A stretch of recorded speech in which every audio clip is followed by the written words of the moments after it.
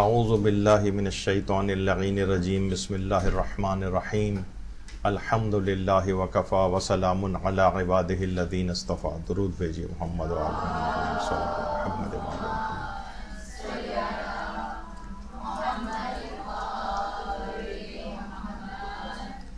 مجالس اعضاء میں ہم اسلامی احکام کیسے بیان کریں، اس کی تبلیغ کے طریقہ کار کیا ہوں، یہ آج ہماری گفتگو کا عنوان ہوگا. دیکھیے، ظاہر ہے کہ اگر کوئی بھی شخص مجلس اعضاء پڑھتا ہے تو جب تک وہ لوگوں کو یہ نہیں بتائے کہ آخر کس طریقے سے ہم دین کے اوپر عمل کریں، اللہ نے ہماری کیا ذمہ داریاں قرار دی ہیں، تو وہ معاشرے میں تبلیغ کا فریضہ کیسے ادا کرے گا. اسے کچھ نہ کچھ تو اسلامی احکام بیان کرنے ہوتے ہیں. دیکھیے، ویسے تو مجالس اعضاء فضائل اہل بیت کا بیان ہوتا ہے، مجالس اعضاء میں مصائب اہل بیت علیہم السلام کا بیان ہوتا ہے. وہ تو ایک بنیادی نصاب ہے، لیکن ظاہر ہے آپ کو پورے 1 گھنٹے یا تک اگر مجلس پڑھنی ہوتی ہے تو اس میں فقط یہی تو بیان نہیں ہوتا، بلکہ اور چیزیں بھی بہت سی بیان کرنا ہوتی ہیں تاکہ لوگوں کی تربیت ہو. تو اس میں اسلامی احکام کو صرف آج ہم فوکس کریں گے کہ اس کی آپ تبلیغ کیسے کریں. اس سے پہلے ہم ایک میں مثال بیان کروں گا جو ہمارے استاد محترم بھی اکثر اس کو بیان کرتے ہیں، اور وہ ہے مولانا غلام حسن عسکری صاحب، جو کہ تنظیم المکاتب کے بانی تھے. ان کا ایک واقعے سے ہم اس کی ابتدا کرتے ہیں. غلام حسن عسکری صاحب انڈیا میں ہوتے تھے، اور جس طریقے سے عام طور پر لوگ مجالس پڑھتے ہیں یہ بھی اسی طریقے سے مجلسیں پڑھتے تھے. اور عمومی جو مجلسیں ہوتی ہیں جس انداز کی کہ جس میں اسلامی احکام عام طور پہ بیان ہوتے ہیں اور اس طرح کی باتیں ہوتی ہیں. تو اس کے بعد جب یہ سب چیزیں اپنے انداز سے یہ بیان کرتے رہے تو کچھ عرصے کے بعد یہ اسی طریقے سے مجلسیں پڑھتے تھے جیسے عام طور پر مجلسیں پڑھی جاتی ہیں. غلام حسن عسکری صاحب ایک دفعہ یہ کسی جگہ خطاب کے لیے گئے، اور وہاں انہوں نے وضو خانہ، عام طور پہ آپ نے دیکھا ہوگا کہ مساجد سے متصل وضو خانے ہوتے ہیں، وہاں انہوں نے وضو خانے میں لوگوں کو وضو کرتے دیکھ لیا. اب ان کو بہت ہی شدید پریشانی ہوئی کہ انہوں نے دیکھا کہ تو اکثریت جو ہے بہت غلط طریقے سے وضو کر رہی. ابھی بھی ہم جب اگر کوئی حج پہ جاتا ہے دیکھتے ہیں کہ لوگ غلط وضو کر رہے ہیں.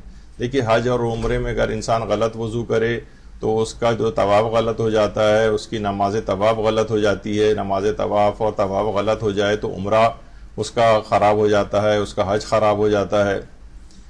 تو ان کو بڑی تشویش ہوئی، اور انہوں نے اپنے آپ سے سوال کیا کہ قیامت کے دن مجھ سے پوچھا جائے گا کہ جب تمہاری اتنی بڑی تعداد میں لوگ تمہاری مجالس سننے آتے تھے اور تم اتنے عرصے سے مجالس اعضاء پڑھتے رہے ہو، تو پھر آخر ان سب لوگوں کی عبادات کیسے باطل ہیں، تم نے یہ چیزیں کیوں بیان نہیں کی.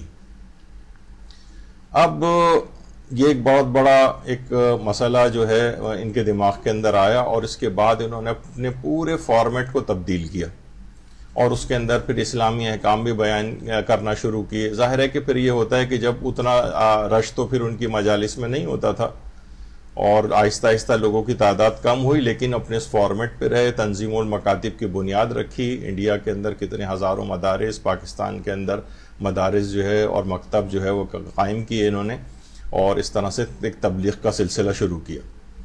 کیونکہ اگر آپ دیکھیں واقعتاً جو انہوں نے احساس کیا کہ قیامت کے دن مجھ سے اگر یہ سوال ہوا کہ اتنے عرصے تک تم نے مجالسیں پڑھی، جیسے کہ آپ لوگ بھی ایک طویل عرصے تک انشاءاللہ مجالس پڑھیں گی، تو اپنے سے سوال کرنا چاہیے نا کہ لوگوں کے اگر اعمال ٹھیک نہیں ہوئے تو اتنے عرصے آپ نے مجالس میں کیا چیز حاصل کی. یا تو عقائد ان کے پختہ کیے، تو اس کے لیے بھی واضح چیز ہونی چاہیے کہ کتنے عقائد آپ نے جو ہے اس طرح سے جو ہے وہ ان کے پختہ کیے ہیں. لوگوں کی زندگیوں کے اندر کیا تبدیلی آئی ہے، ان کو اسلامی احکام کیا بتائے گئے ہیں. مثلا مثال دی جائے، دیکھیے ابھی بھی یہ ہوتا ہے کہ کتنی بڑی بڑی آڈینسز آپ دیکھتی ہیں معاشرے کے اندر کہ وہ مجالس ازا کے اندر حاضر ہوتے ہیں. مثلا ہمارے جو مرکزی مجلس ہوتی ہے نشتر پارک کی ہوتی ہے، یعنی اگر آپ یہ جتنی آڈینس آپ کو بیٹھی ہوئی نظر آ رہی ہے ان سب کا اگر وضو چیک کروائیں آپ، تو آپ یقین جانیے کہ بہت ہی مایوس کن قسم کی حیرانی آپ کو ہوگی کہ اس میں سے خدا نخواستہ اکثر کا جو ہے وضو جو ہے وہ باطل ہوگا. ان سب یہ جتنے بھی آڈینس آپ کے سامنے جو ہے وہ بیٹھی ہوئی نظر آ رہی ہوتی ہے. مثلا آپ ان سے کہیں ذرا تیمم کا طریقہ تو بتائیے، کون شخص ایسا ہے جس کو زندگی میں تیمم نہ کرنا پڑے؟ شاذ و نادر ہی افراد ایسے ہوں گے کہ جن کو تیمم کا صحیح طریقہ آتا ہوگا. مثلا کسی سے اگر آپ پوچھیں، اتنی بڑی آڈینس ہوتی ہے اور علماء ماشاءاللہ اس کے اندر بہتر جو ہے وہ کام کرتے ہیں، ان کے عقائد مضبوط کرتے ہیں، لیکن جب فقہی احکام کی باری آتی ہے تو پھر وہ عام عوام کو اگر دیکھیں، ان سے پوچھا جائے کہ بھائی اگر آپ کے اعضائے وضو کے اوپر پٹی بندھی ہوئی ہو، کوئی زخم ہو، ڈرپ لگی ہوئی ہو، کیتھیٹر لگا ہوا ہو، اب اس سلسلے میں وضو کیسے کیا جاتا ہے، تو وہ 99% آپ کو افراد ایسے ملیں گے کہ جن کو وہ طریقہ کار آتا ہی نہیں ہوگا. قرات اگر ان کی آپ سنیں کہ جناب نماز آپ ہر شخص کو پڑھنا ہوتی ہے، تو آخر نماز اگر جب پڑھنی ہے تو صحیح عربی کے اندر پڑھنی ہوتی ہے، کتنے اس کے فقہی مسائل ہیں، چیک کریں گے تو پتہ چلے گا کہ میجورٹی کی تو نماز ہی صحیح نہیں ہے. تو کتنی ایک ذمہ داری ایک ذاکر کی اور عالم کی بنتی ہے کہ وہ چیزیں گاہے بگاہے. اچھا پوری بھی ایسا نہیں کہ پوری مجلس آپ مسائل فقہ کی بنا دیں. میں بھی اب آگے چل کے طریقے بتاؤں گا کہ جو بھی چیز آپ بیان کر رہے ہوں گی نا، تھوڑی سی ورکنگ کر کے جائیں، اسی میں سے ہی اس کے پیٹ میں سے ایک فقہی مسئلہ نکالیں اور ایک لائن میں صرف اس کو بیان کر دیں. ایسا نہ ہو کہ آپ نے پوری ایک اس طرح کی ایک مجلس تیار کر لی کہ جس کے اندر جو ہے نا وہ پوری 30 منٹ تک آپ جو ہے وہ میراث کے مسئلے بیان کرتی رہیں. اچھا دوسری ایک اور بھی بات یہ ہے کہ موقع اور محل بھی اس کا ہوتا ہے. مثلا کتنی آپ نے مثلا جو پہلا عشرہ ہے، خاص طور پر پہلا عشرہ عقائد کی مضبوطی کا ہے، اس کے اندر کوئی فقہی مسائل یہ بیان کرنے کی جگہ نہیں. یعنی اس کے اندر لوگ ذکر امام حسین سننے کے لیے آئے ہیں، اہل بیت کی فضائل سننے کے لیے آئے ہیں، ان کی باتیں سننے کے لیے آئے ہیں. اب ادھر ادھر کی اگر کوئی باتیں یہاں پر لے کر آئے گا یا ارریلیونٹ ہے جو اس ابھی کے لیے پہلے عشرے کے لیے. اچھا جو پھر عام جو مجالس ہوتی ہیں ان کا فارمیٹ ذرا الگ ہوتا ہے. مثلا ایصال ثواب کی مجالس آپ کو ملتی ہیں عام سال کے اندر پڑھنے کے لیے، سال کے دوران محرم سے ہٹ کر ایصال ثواب کا ذرا فارمیٹ الگ ہوتا ہے، اس کے اندر بیان کی جانے والی چیزیں الگ ہوتی ہیں. اسی طرح پہلے عشرے کے اندر بھی یہی والا حساب کتاب ہے کہ اس میں عقائد کو مضبوط کیا جاتا ہے، اس میں دقیق فقہی احکام بیچ میں ضمناً کبھی بیان ہو جائیں تو ہو جائیں، لیکن الگ سے کوئی فقہی احکام اس طرح سے کہ آپ 30 35 40 منٹ کی تقریر اس کے اوپر کرنا شروع کر دیں کہ یہی سب سے زیادہ ضروری چیز ہے، تو یہ اس کا اب بھی موقع نہیں. تو یہی کام انہوں نے مولانا غلام عسکری صاحب نے کیا، اور انہوں نے جو اس طرح کی مجالس جو ہیں وہ پڑھنا شروع کی، اس کے اندر فقہی احکام بھی بیان کرنا شروع کیے. اور عام زندگی میں بھی، کیونکہ صرف یہ اسی وقت کا تو مسئلہ نہیں ہے، تو پورے سال کا مسئلہ ہے، تو انہوں نے کہا کہ ظاہر ہے آپ اگر کچھ مجالس پڑھیں گی تو 15 20 30 40 مجلسیں پڑھیں گی، اس میں کتنے احکام بیان کر سکیں گے اور کتنے لوگ سن سکیں گے. تو یہ تو پورے سال کا مسئلہ ہونا چاہیے جو کہ دینی مکتب اور مدارس یہ والا کام کر سکتے ہیں. تو اس کی انہوں نے ایک جال بچھایا، اور ماشاءاللہ سے اب دنیا سے کب سے رخصت ہو چکے ہیں، لیکن ابھی بھی تنظیم المکاتب کام کر رہا ہے اور آگے سے آگے ماشاءاللہ بڑھ رہا ہے. تو یہ ایک طریقہ کار ہے. اچھا علامہ طالب جوہری صاحب قبلہ علی اللہ مقامہ، خدا ان کی قبر کو اور نورانی فرمائے، ان سے بھی جب یہ بات کہی جاتی تھی کہ آپ فقہی احکام کیوں نہیں بیان کرتے ہیں، تو وہ یہ کہتے تھے کہ دیکھو جو خاص طور پر پہلے عشرے کے متعلق کہ یہ عقائد کی آبیاری کے لیے، اس میں عقائد مستحکم کیے جاتے ہیں، اور فقہی احکام تو پورے سال بیان کرنے کی چیز ہے، یہ 2 یا 4 مجالس کے اندر بیان کرنے کی چیز نہیں ہے. یہ تو اتنے زیادہ عام زندگی میں پیش آنے والی چیزیں کہ پورے سال بیان ہونی چاہیے. پھر وہ خود ہی کہتے تھے کہ میں یعنی وہ شخصیت ہوں کہ جس نے سب سے پہلے حج کی فقہی احکام کی کلاسز یہاں منعقد کی، اور جب وہ پانی کے جہاز وغیرہ سے حاجی جایا کرتے تھے تو میں جو ہے وہ ان کی فقہی کلاسز لیتا تھا. اس کا آغاز تو میں نے کیا ہے یہاں سے. اور گاہے بگاہے لوگ اس کا احساس نہیں کرتے. بیچ بیچ میں ابھی آگے چل کر مثالیں دوں گا کہ علامہ طالب جوہری صاحب قبلہ جو ہے وہ فقہ احکام بھی بیچ میں بیان کرتے تھے جب ان کو موقع ملتا تھا. تو ابھی میں آگے چل کے اس کی مثالیں دوں گا. اور خود یہ بات کہتے تھے کہ دیکھو مجلس امام حسین کا جو نصاب ہے نا، جو سلیبس ہے، وہ فضائل امیر المومنین علیہ السلام ہے اور مصائب امام حسین علیہ السلام. درود بھیجے اللہ صلی علی محمد و علی محمد.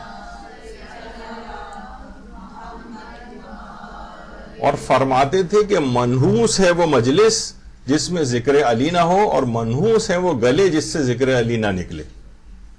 یعنی اب دیکھیے بہت سی، یعنی میں نے بھی کتنے عرصے سے جو ہے وہ عمر ہو گئی ہے مجلسیں سنتے ہوئے. بعض مجالس ایسی بھی یعنی میں نے سنی ہیں، اور ابھی بلکہ پچھلے ابھی جو محرم گزرا ہے اس کے پہلے عشرے کے اندر، جس کے اندر ائمہ کا ذکر جو ہے وہ یعنی بتکلف ہوا اس کے اندر، کہیں ایسا نہ ہو کہ لوگ باقی ادھر ادھر کی باتیں. تو جو مین نصاب ہے خاص طور پر پہلے عشرے کا، وہ امام سے اس میں فضائل امیر المومنین بیان کیے جائیں، مصائب بیان کیے جائیں، اور اس کے ضمن میں ظاہر ہے اور چیزیں بھی، انسان کی جو تربیتی جو چیزیں ہیں وہ بھی بیان کی جائیں. لیکن ایسا نہ ہو کہ فضائل اور جو مصائب ہیں یہ بالکل ایک حاشیے میں چلے جائیں، اور بالکل ایسی جیسے انسان اپنے سر سے ایک اعتراض جو ہے اتار رہا ہو خالی، اور بتکلف ان کا ذکر کیا جائے. تو یہ والی چیز نہیں ہونی چاہیے، جس کو وہ کہتے تھے کہ یہ جو مین نصاب ہے یہ فضائل اور مصائب کا ہے. پھر اس کے ساتھ آپ جو ظاہر آپ کے پاس 1 گھنٹے کا ٹائم ہوتا ہے، 45 منٹ کا ٹائم ہوتا ہے، اس میں آپ جو بھی چیزیں اس انداز سے بیان کر سکیں. ہمارے استاد محترم علامہ صادق حسن صاحب قبلہ، ان کی واقعتاً اگر آپ جو مجالس سنیں، یعنی ہر مجلس کے اندر ہر واقعے کے ضمن میں، ہر حدیث کے ضمن میں کس طریقے سے یہ فقہی احکام کو بھی بیان کر جاتے ہیں. ایک بہت بڑا ملکہ ہے. تھوڑی سی انسان اگر ان کی مجالس کو اس انداز سے سنے کہ مولانا نے کون سے واقعے سے فائدہ اٹھا کر یہاں کون سا فقہی مسئلہ بیان کیا، کون سی فضائل اہل بیت کی روایات میں سے کون سا فقہی احکام انہوں نے نکال کے پیش کیا. یعنی بیان وہی کرتے جا رہے ہیں، لیکن اس میں بیچ بیچ میں سے جہاں موقع نکلتا ہے یا تو خود موقع نکالتے ہیں. اور ایسا نہیں، بے تحاشا لاکھوں مجلسیں مولانا محترم پڑھ چکے. بلکہ میرے ایک دوست تھے، شہید ہو گئے، قاری حنیف صاحب، انہوں نے خود مجھ سے کہا تھا کہ وہ ایک دفعہ یو اے ای میں تھے اور مولانا وہاں تشریف لائے ہوئے تھے، تو ایک ہی دن میں مولانا نے 11 مجلسیں پڑھی تھی، ایک دن کے اندر، مختلف جگہوں پہ، گھروں پہ جا کے بھی اور امام بارگاہوں میں بھی. تو اتنا مصروف آدمی، پھر اسی کے اندر وہ اسلامی احکام بھی جو ہے وہ پہنچا رہا ہے، فضائل اہل بیت بھی بیان ہو رہے ہیں، لوگوں کے شبہات بھی دور ہو رہے ہیں، اور اخلاقیات بھی لوگوں کی بہتر بنا رہے ہیں، عقائد کو بھی مستحکم کر رہے ہیں. تو مجلس ازا دیکھیے اس طرح کا ایک فارمیٹ ہونا چاہیے، جو کہ ایک جس طریقے سے ایک اتنے جو گلدستہ ہوتا ہے نا پھولوں کا مختلف، تو وہ سب چیزیں اس کے اندر کلر موجود ہوں. لیکن ایسا، اور کوشش کریں کہ ایسی چیزیں ہوں جو مورد ابتلا ہوں، عامت البلوا ہوں، یعنی لوگوں کی عام زندگی میں پیش آنے والی ہیں. یعنی ایسا نہ ہو کہ مثلا آپ نے کہا فقہ احکام بیان کرنے ہیں، توضیح المسائل دیکھیے، آپ نے کہا ٹڈی کے شکار کے احکام بیان کر دیتی ہوں. نہیں، یہ irrelevant ہے. یعنی ابھی وہ والی چیزیں جو لوگوں کو عام زندگی میں پیش آنے والی، خواتین کو جو پیش آتی ہیں، وہ والی چیزیں آپ بیان کریں. ایسا نہ ہو کہ آپ اس طرح کی چیزیں بیان کر دیں، بہت ریئر 2-1 افراد کو صرف پیش آنے والا مسئلہ ہو، اس پہ ٹائم آپ لگا رہی ہوں، تو سب پھر ظاہر ہے ان کے لیے بوریت کا باعث ہوگا.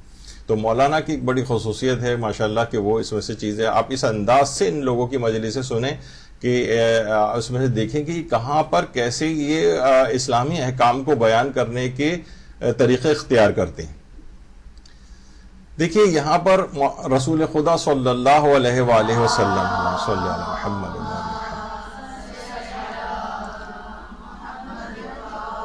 فرماتے ہیں کہ ایک شخص قیامت کے دن حاضر ہوگا جس کی نیکیاں تہ در تہ بادلوں کی مانند ہوں گی، یا جیسے بلند و بالا پہاڑ ہوتے ہیں اس طرح کی ہوں گی. تو وہ کہے گا پروردگارہ میری یہ نیکیاں کہاں سے آ گئیں جبکہ میں نے نیکیاں انجام ہی نہیں دی تھی. تو اللہ فرمائے گا یہ تمہارا وہ علم ہے جو تم نے لوگوں کو دیا تھا اور تمہارے بعد اس پر عمل بھی ہوا تھا.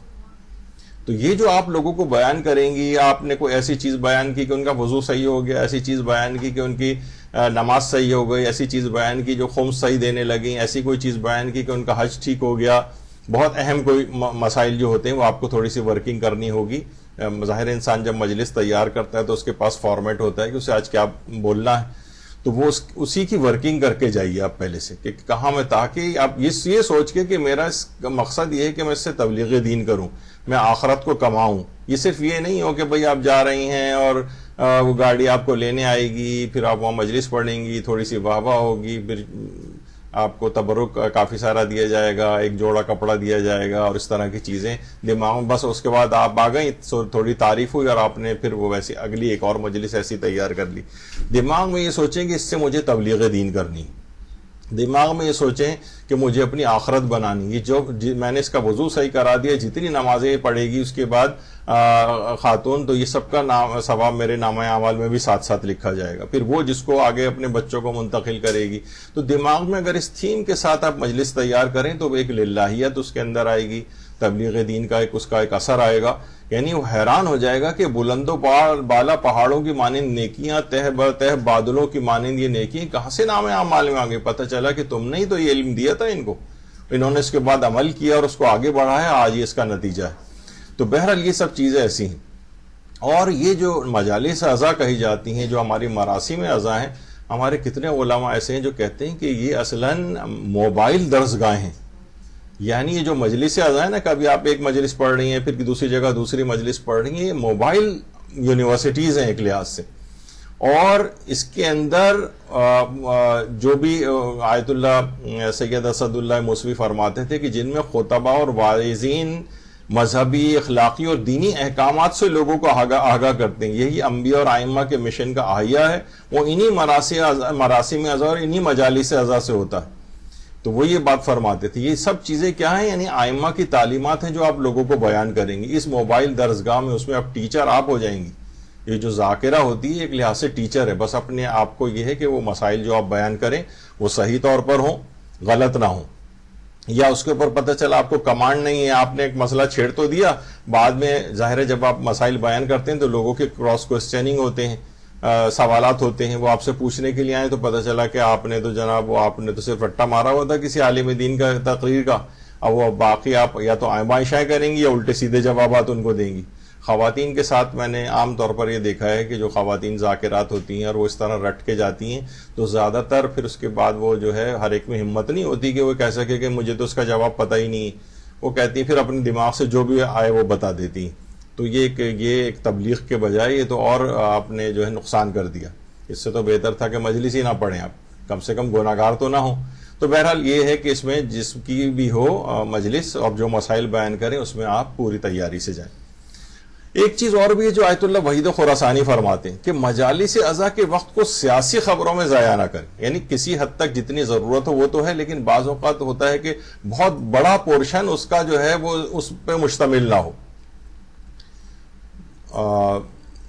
ایسا نہ ہو کہ بہت بڑا پورشن اس پہ حالات حاضرہ اور ان باتوں کے اوپر اس میں فضائل اہل بیت جو ہے مائنس کر کے ان کا وقت کو لے کے آپ جو ہے اس کو ضائع کریں، یا مثلا مصائب کے پہلو کو کم کر دیں.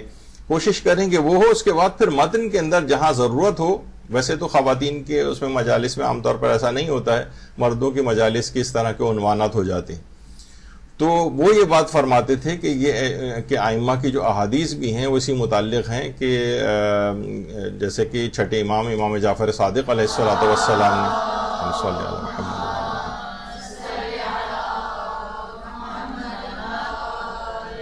نے اپنے صحابی فضیل سے کہا کہ فضیل کیا تم مجالس اور جلسے منعقد کرتے ہو؟ تو امام کا جو سوال تھا یعنی کیا تم ان مجالس کو ہماری احادیث سے زینت دیتے ہو؟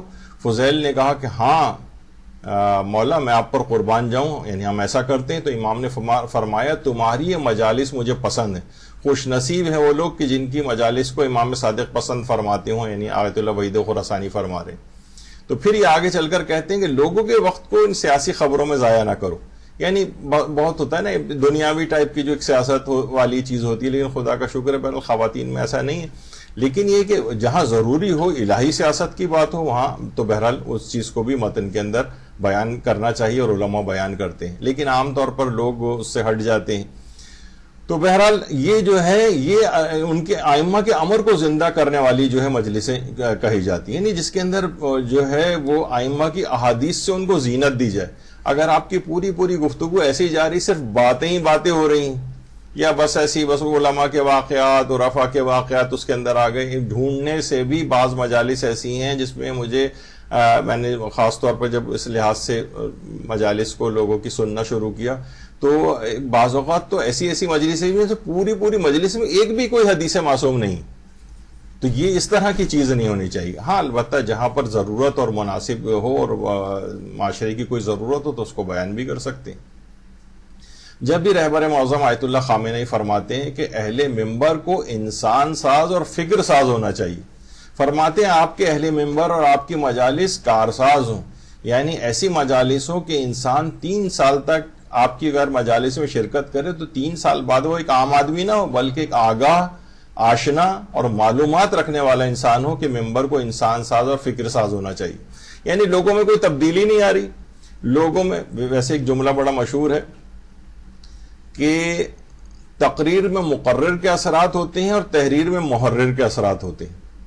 یعنی اگر کوئی شخص جو آیت اللہ شاید غالباً دست غیب شیرازی فرماتے تھے کہ اگر کوئی شخص تقریر کر رہا ہے نا تو اگر وہ نیکوکار ہے تو وہ اپنی نیکیاں یا اخلاص جو ہے وہ حاضرین میں منتقل کرتا ہے، اور اگر وہ برا ہے اور بدکار ہے، ایسی رٹے مار کے آگے ہے تو وہ اپنی برائیاں جو ہیں وہ حاضرین کے اندر منتقل کر دیتا ہے. جب بھی آپ دیکھتے ہیں کہ کتنی بڑی تعداد میں مجالس ہو رہی ہیں لیکن کیونکہ اگر کسی نے اصلاح نفس نہیں کیا ہوا اور بس اس نے اچھے اچھے جملے یاد کر کے اچھی سی مجلس اس نے تیار کر لی ہے تو معاشرے میں کوئی تبدیلی نظر نہیں آتی کیونکہ وہ اپنی برائیاں منتقل کر رہا ہوتا. تو اور یہ بھی ہے کہ بھائی اتنے عرصے تک اتنی آپ سینکڑوں اور ہزاروں مجالس جو ہے آپ سن رہی ہیں لیکن کوئی تبدیلی واقع نہیں ہو رہی ہے آپ کے اندر. مثلا عام طور پر لوگ اس کی مثال دیتے ہیں علماء بھی کہ عام طور پر اگر آپ دیکھیں کہ مثلا اگر کوئی شخص انٹر یا گریجویشن کر لیتا ہے، ماسٹرز کر لیتا ہے، پھر پی ایچ ڈی پروگرام میں آ جاتا ہے، پھر آپ دیکھ جیسے جیسے ان کی صلاحیت آگے بڑھتی جاتی ہے نا ویسے ویسے ان کی کلاسز بھی کم ہوتی چلی جاتی ہیں. مثلا اگر آپ جو پوسٹ گریجویٹ یا پی ایچ ڈی کی کوئی تیاری کر رہا ہوتا ہے مشکل سے 30 40 50 اس نے صرف کلاسز لی ہوتی ہیں، شاید اس سے بھی کم. لیکن کیا ہے کہ اس کے بعد وہ ایک ڈاکٹریٹ ہو جاتا ہے، معاشرے کے لیے کارآمد ہو جاتا ہے. لیکن یہ ایک ایسی یونیورسٹی ہے کہ اس میں آپ سینکڑوں اور ہزاروں مجلسیں سنتی جا رہی ہیں لیکن آپ علمی لیول یعنی وضو آپ کو ٹھیک نہیں آتا، نماز آپ کو ٹھیک سے نہیں آتی، دینی احکام آپ کو صحیح سے پتہ نہیں، اور کہنے کو آپ نے نا اتنی سینکڑوں اور ہزاروں مجلسیں سنی ہوئی ہیں. بھائی عام دنیاوی اعتبار سے 35 40 کلاسز اس نے ماسٹرز کے بعد لی ہوئی ہیں یا اس سے پہلے اور ساری ملا لیں اگر آپ تو 100 200 کلاسز بھی نہیں اس نے لی ہوں گی ماسٹرز سے لے کر اب تک، بلکہ گریجویشن سے لے کر اور پی ایچ ڈی تک. لیکن اس کے بعد وہ کتنا کارآمد ہو جاتا ہے اور کتنا نالجیبل ہو جاتا ہے اور یہاں وہ اس میں کوئی بہتری نظر نہیں آتی. جب یہ فرماتے ہیں کہ 3 سال میں وہ تبدیل شدہ انسان ہونے چاہیے جن سے آپ خطاب کر رہی ہیں، مسلسل آپ اگر کسی جگہ خدمت انجام دے رہی ہیں ان میں کوئی تبدیلی نہیں آ رہی، تو یہ ایک بہرحال ایک چیز ہے. جب امام خمینی علیہ الرحمہ فرماتے تھے کہ لوگوں کی تربیت و تعلیم کا سب سے بہترین وسیلہ مجالس امام حسین. دیکھیے عام طور پر لوگ دینی مدارس کے اندر نہیں آتے. آپ بھی آپ دیکھ لیں کراچی کی کتنی بڑی آبادی ہے، غالباً شاید کوئی 40 لاکھ یا اس طرح سے صاحبان ایمان یہاں پر رہتے ہیں. آپ دینی مدارس کے اندر جائیں تو کیا ہوگا کہ یہ 100 200 300 سے زیادہ آپ کو کہیں تعداد نہیں ملے گی. اس کا مطلب ہے کہ دین اس طرف کا رجحان نہیں ہے، دینی مدارس کے اندر لوگ نہیں آتے ہیں. آتے بھی ہیں تو آپ میں سے ابھی ذاکری کورس کے لیے آئی ہیں، ریگولر کلاسز کے لیے کتنی آئیں گی؟ مشکل سے 10% بھی نہیں ہوں گے کہ جو ریگولر کلاسز میں ہوں. ویسے ہماری طرف سے ریکمینڈڈ ہے کہ آپ کو واقعی دین سیکھنا ہے اور اچھی طریقے سے تو آپ ریگولر کلاسز کے اندر بھی جوائن کریں یہاں یا کسی بھی اور جگہ جہاں ہوتی ہیں. لیکن کیا ہے کہ لوگ جو ہے مدارس میں آتے نہیں. اچھا مجالس میں جب آپ دینی احکام بیان کریں تو لوگ کہتے ہیں بھئی مجالس جو ہے نا وہ فقہی احکام بیان کرنے کی جگہ نہیں ہے.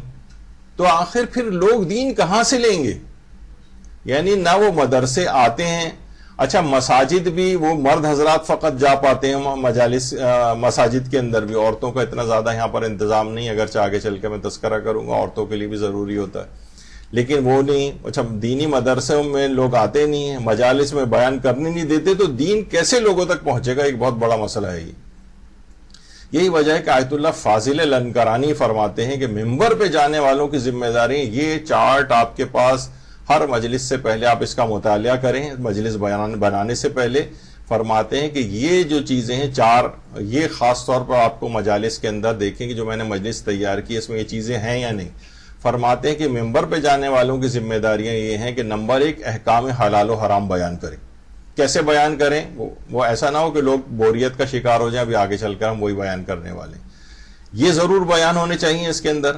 دوسرا امر بالمعروف و نہی عن المنکر کرنا، یعنی کوئی گناہ معاشرے کے اندر ہو رہے ہیں، لوگوں کی غلطیاں ہو رہی ہیں، وہ آپ بتائیں، نیکیوں کے فروغ کی کوئی چیزیں ان کو بتائیں، یہ چیز ہونی چاہیے۔ تیسرا یہ ہے کہ آیات قرآنی ہونی چاہیے، اقوال پیغمبر اور اقوال معصومین سے واضح و نصیحت کریں۔ ایک تو یہ کہ بس ویسی ادھر ادھر کی باتوں سے ٹی وی اور اخبارات کی خبریں لے کر ہم کوئی چیز کو بیان کریں، نہیں، آیات سے واضح کریں، اقوال سے واضح کریں، پیغمبر اور ائمہ اہل بیت کے، اس سے واضح و نصیحت، اور اہل بیت کے فضائل اور مصائب بیان کرنا، خاص طور پر سید الشہداء اور ان کے اصحاب کے مصائب کو بیان کرنا۔ پھر فرماتے ہیں کہ جب آپ ایسی مجالس پڑھیں گی تو واقعتاً یہ ثواب عزاداری کے ساتھ یہ بیان احکام، یہ واضح و نصیحت کے ثواب پر مشتمل ہوں گی، اور یہی بیان احکام یعنی فقہی احکام اور واضح و نصیحت یہ امام حسین کے اعلیٰ ترین مقاصد میں سے تھے۔ یعنی یہ ہر ذاکرہ کے پاس یہ ایک فارمیٹ ہونا چاہیے، وہ دیکھے کہ ان میں یہ چیزیں بیان میں کر رہی ہوں اس مجلس میں یا نہیں۔ اگر آپ نے اس میں کوئی کمی کی تو اس کا مطلب ہے کہ وہ نقصان دہ بات ہے اور وہ اتنی فائدہ مند مجلس نہیں بنے گی۔ اچھا، اب کچھ مثالیں ہم دیتے ہیں کہ مثلا جس وقت آپ بیان کر رہی ہوتی ہیں، مثلا شام غریبہ کا حال بیان کر رہی ہیں آپ، اور عام طور پر بیان ہوتا ہے، دیکھیے بہت سے ہمارے علماء ایسے ہیں کہ اس میں بھی نقطے بیان کرتے تھے، مثلا مولانا علامہ علی نقی نقن صاحب، وہ مجال ایک تو فضائل کے اندر ہی نقطے بیان نہیں کرتے تھے بلکہ خود مصائب کے اندر بھی نقطے بیان کرتے تھے۔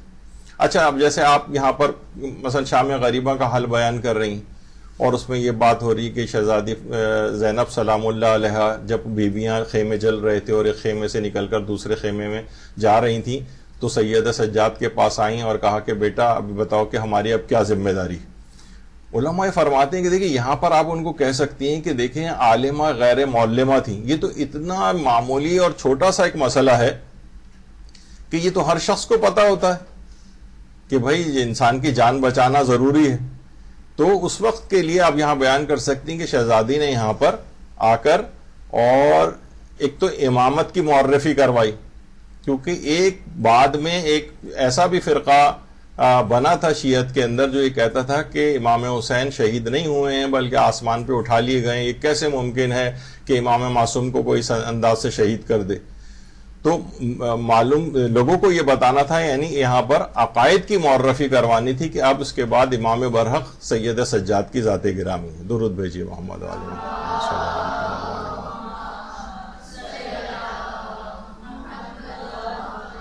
اور دوسرا پھر شہزادی نے کس چیز کی اہمیت کا احساس دلایا؟ مسائل فقہ کی اہمیت کا احساس، کہ احکامات شریعت کے مطابق عمل کرنا ہے۔ اب فقہی حکم مجھے یہ بتاؤ کہ اب ہماری کیا ذمہ داری۔ دیکھا جائے تو اس موقع پر شرعی ذمہ داری عالمہ غیر معلمہ جس کو کسی اور نے تعلیم نہیں دی، وہ بھی ایک فقہی مسئلہ امام معصوم سے پوچھنے کے لیے آئی ہے۔ اب یہاں پر آپ عورتوں کو احساس دلا سکتی ہیں جملہ بیان کرتے ہوئے کہ دیکھیں دینی احکام کی کس قدر اہمیت ہے، آپ لوگ علم دین کیوں نہیں حاصل کرتی ہیں۔ روزانہ ایک صفحہ اگر آپ توضیح المسائل کا پڑھ لیا کریں تو روزانہ تو آپ اتنے احکام حاصل کر سکتی ہیں، یعنی اس موقع سے فائدہ اٹھا کے آپ نہ ان کو دوسری طرف لے جا سکتی ہیں۔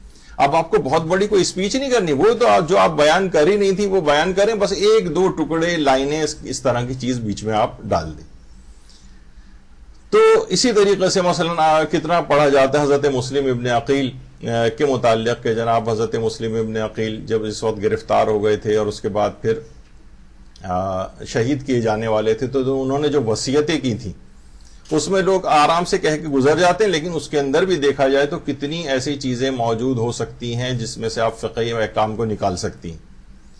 جس میں سے ایک یہ تھا کہ 3 وصیتیں جو حضرت مسلم نے ابن عقیل نے شہادت سے پہلے کی تھی۔ سب سے پہلے تو یہاں پر اس کا احساس آپ دلا سکتی ہیں کہ بھائی ہم لوگ وصیت نامے سے بالکل غافل ہیں، اب یہاں روک دیں آپ، یعنی آپ بیان ابھی آپ کو حضرت مسلم نے عقیل کے حالات بیان کرنے، لیکن یہاں آپ کیا ہے اسلامی احکام کی تبلیغ کے طریقے ہم آپ کو بیان کر رہے ہیں نا، اس کے اندر یہ کہ یہاں پر آپ روک کے ان سے کہیں دیکھیں اسلام کے اندر اس وصیت کرنے کا کتنا حکم ہے، اور ہمیں چاہیے کہ اپنا وصیت نامہ تیار کریں. اس طرح کی بہت ساری چیزیں بیان جو وصیت کی اہمیت کے اوپر ہوں وہ آپ بیان کر سکتی ہیں. دو ایک آپ ایسی وصیتیں ائمہ کی بیان کر سکتی ہیں. ہر امام نے نماز کے متعلق وصیت فرمائی ہے اور پھر اس کے بعد پھر حضرت مسلم ابن عقیل پہ آ جائیں. اور پھر یہ اس میں پہلی وصیت کیا تھی کہ میں یہاں آ کر کوفے آ کر مقروض ہو گیا ہوں اور میری زرہ بیچ کر 700 درہم قرضہ ادا کیا جائے. اب یہاں پر اس کا احساس لوگوں کو دلانا ہے کہ دیکھیں لوگ مقروض ہو کر ایسے ہی دنیا سے چلے جاتے ہیں, لوگوں سے قرضے لیے ہوئے ہیں, قرضوں کی ادائیگی کا انتظام نہیں کرتے. اب فقہی حکم یہ ہے کہ جناب قرضہ انسان جو ہے وہ اپنا ادا کرے اور اس کی اہمیت آپ بتائیں. یہاں تک کہ اگر کوئی شخص نماز بھی اگر پڑھ رہا ہے اور اسی وقت اس کے قرضے کی واپسی کی بھی تاریخ آ گئی ہے اور وہ ابھی ہی مانگ رہا ہے تو بعض اوقات نماز توڑے بغیر بھی نماز کے دوران بھی دے دینا چاہیے قرضے کی واپسی.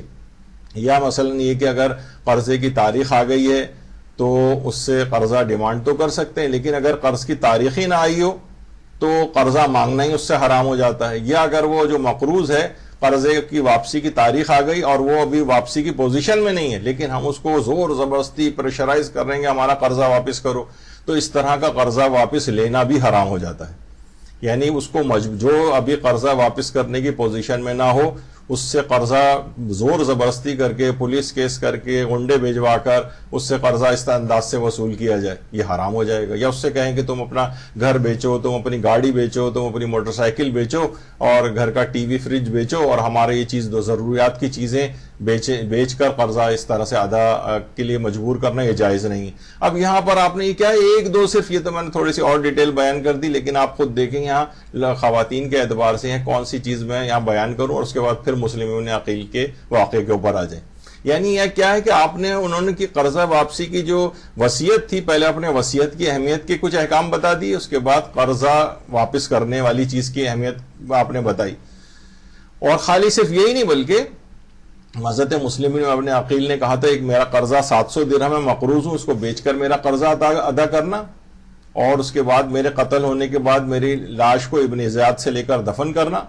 اور تیسری وصیت یہ ہے کہ کوئی شخص امام حسین کے پاس روانہ کرو جو کہ کیونکہ وہ مکے سے روانہ ہو چکے ہیں تو ان کو واپس پلٹایا جائے اور ان سے کہنا کہ یہاں پر نہ آئیں کہ ان کے جلدی آنے کی میں تاکید لکھ چکا ہوں, اب وہ یہاں آئیں گے تو ظالموں میں گھر جائیں گے. تو یہ پھر اس کے بعد پھر آپ جو مزید ان کی جو وصیتیں دو اور تھیں وہ بھی آپ اس انداز سے بیان کریں. لیکن کیا ہے جہاں لفظ قرض آیا وہاں سے آپ نے قرض کے متعلق فقہی احکام بیان کر دی. ایک دو لائن کی تو ہمیشہ کے لیے یاد ہو جائے گا. کتنا ہوتے ہیں کہ جناب انہوں نے کسی نے آپ کے مثلا شوہر سے بھائی سے کسی سے قرضہ لیا ہوا اور وہ آپ دیکھتے ہیں کہ وہ زور اور زبردستی کر کے اس سے نکلوانے والا ہے اور مقروض جو ہے اس کو ادائیگی کی پوزیشن میں نہیں ہے, تو اس کے ہمیشہ کے لیے دماغ میں پڑ جائے گا کہ اگر وہ پوزیشن میں نہ ہو تو واپسی کے لیے قرضے واپسی کے لیے اس پر دباؤ نہیں ڈال سکتے. یہ والا فقہی حکم یہاں پر آپ بیان کر سکتی ہیں مثلا. اور جہاں پر آپ کو اس کی احساس دلانا ہو آپ کو کہ بھائی قرضہ واپسی کی بہت زیادہ اہمیت ہے تو اس میں امام محمد تقی علیہ السلام کی حدیث وہاں پر بیان کر سکتی ہیں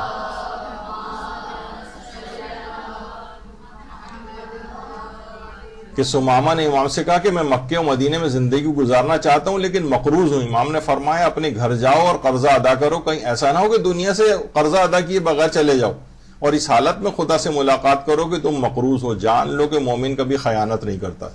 اب یہاں پر احادیث بھی آپ بیان کر سکتی ہیں.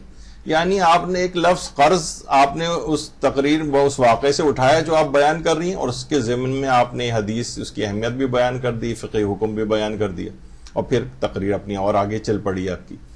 تو یہ چیزیں اس طرح سے. یا اس سے فائدہ اٹھا کر آپ کہہ سکتی ہیں کہ بھائی مستحب حج تو قرضہ لے کر ہو سکتا ہے لیکن وہ شخص کے جو کہ مقروض ہو وہ اپنا حج واجب کر کے بھی اگر آ جائے تو حج واجب ادا نہیں ہوگا.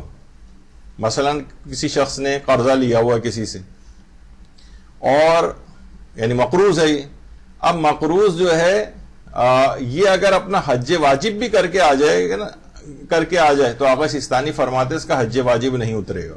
جب دوبارہ اس کا قرض ادا ہو جائے گا یا کوئی قرضہ لے کر بہت سے لوگ یہ کرتے ہیں کہ مثلا کہیں سے انہوں نے قرض لیا, قرض کی رقم آ گئی اور جو ہے نا اس سے حج کرنے کے لیے چلے گئے, تو یہ بہرحال مستحب حج کے اندر تو ہو جاتا ہے، لیکن حج واجب اس سے ادا نہیں ہوگا جب کبھی استطاعت دوبارہ پیدا ہوگی. قرض لے کر استطاعت پیدا نہیں ہوتی. تو یہاں پر آپ یہ ہم احساس دلا دیں. کتنے ہی خواتین اس کے بعد آ جائیں گے، اور ہم تو اس طرح سے حج کر کے آ گئے اور اب ہمارا کیا ہوگا. اب تو اس کے بعد کچھ اس کے حل بھی ہیں، لیکن میں صرف یہ بتا رہا ہوں کہ یہاں پر کم سے کم صرف یہ والا احساس ہے. اور آپ کہہ دیں اگر کسی نے اس طرح سے کیا ہو تو علماء سے ڈسکس کر لے کہ اس حج کا کیا ہوگا، کیونکہ اس میں ایک دو طریقے اس طرح سے بھی پھر ہوتے ہیں کہ جس میں اس کا حل نکالا جاتا ہے. کہ مثلا قرضے کے برابر ہی رقم اگر ان کے پاس کسی جگہ اور مثلا کوئی پلاٹ موجود ہے 50 لاکھ کا، ٹھیک ہے، ہمارے پاس رقم تو نہیں تھی، ہم نے قرضہ لے کے حج پہ کیا، لیکن ہمارے پاس پلاٹ بھی تھا، تو اس کا مطلب ہے کہ قرض کے علاوہ حج کے اخراجات کے علاوہ قرض کے برابر ہمارے پاس کوئی اور پیسے موجود ہوں کسی بھی صورت میں، تو پھر بھی حج واجب اتر جاتا ہے. تو بہرحال یہ اس طرح کی کچھ چیزیں اس کے اندر ہیں جو آپ بیان کر سکتی ہیں. یا مثلا آپ اگر بیان کر رہی ہیں بالفرض کہ جناب جنگ خیبر کا واقعہ بیان کر رہی ہیں آپ، جنگ خیبر کا. اب یہ قلعہ خیبر ہے، پہلے تو یہ بالکل ایک ممنوع زیارت تھی. اب حکومت سعودی عرب کی کچھ پالیسیاں تھوڑی سی تبدیل ہوئی ہیں، اور وہ انہوں نے باقاعدہ ان جگہوں کے اوپر باقاعدہ اب تو بورڈ لگا دیے ہیں کہ یہ راستہ جو ہے مثلا قلعہ خیبر کی طرف جاتا ہے، اور وہاں جانے کی بھی پرمیشن ہے، بلکہ ترغیب دلائی جا رہی ہے کہ لوگ ان جگہوں کو وزٹ کریں. شاید ان کی ٹورزم والی کوئی پالیسی ہے، زیادہ ظاہر کمائی وغیرہ کا بھی ایک مسئلہ ان کے دماغ میں ہوگا. تو قلعہ خیبر اب جب آپ بیان کر رہی ہوں واقعہ جو بھی آپ تقریر کے اندر بیان کر رہی ہوں، تو یہاں پر آپ کیسے نکالیں؟ مثلا روایتوں میں ملتا ہے کہ جب قلعہ خیبر فتح ہو گیا تو مولا امیر المومنین علیہ الصلوۃ والسلام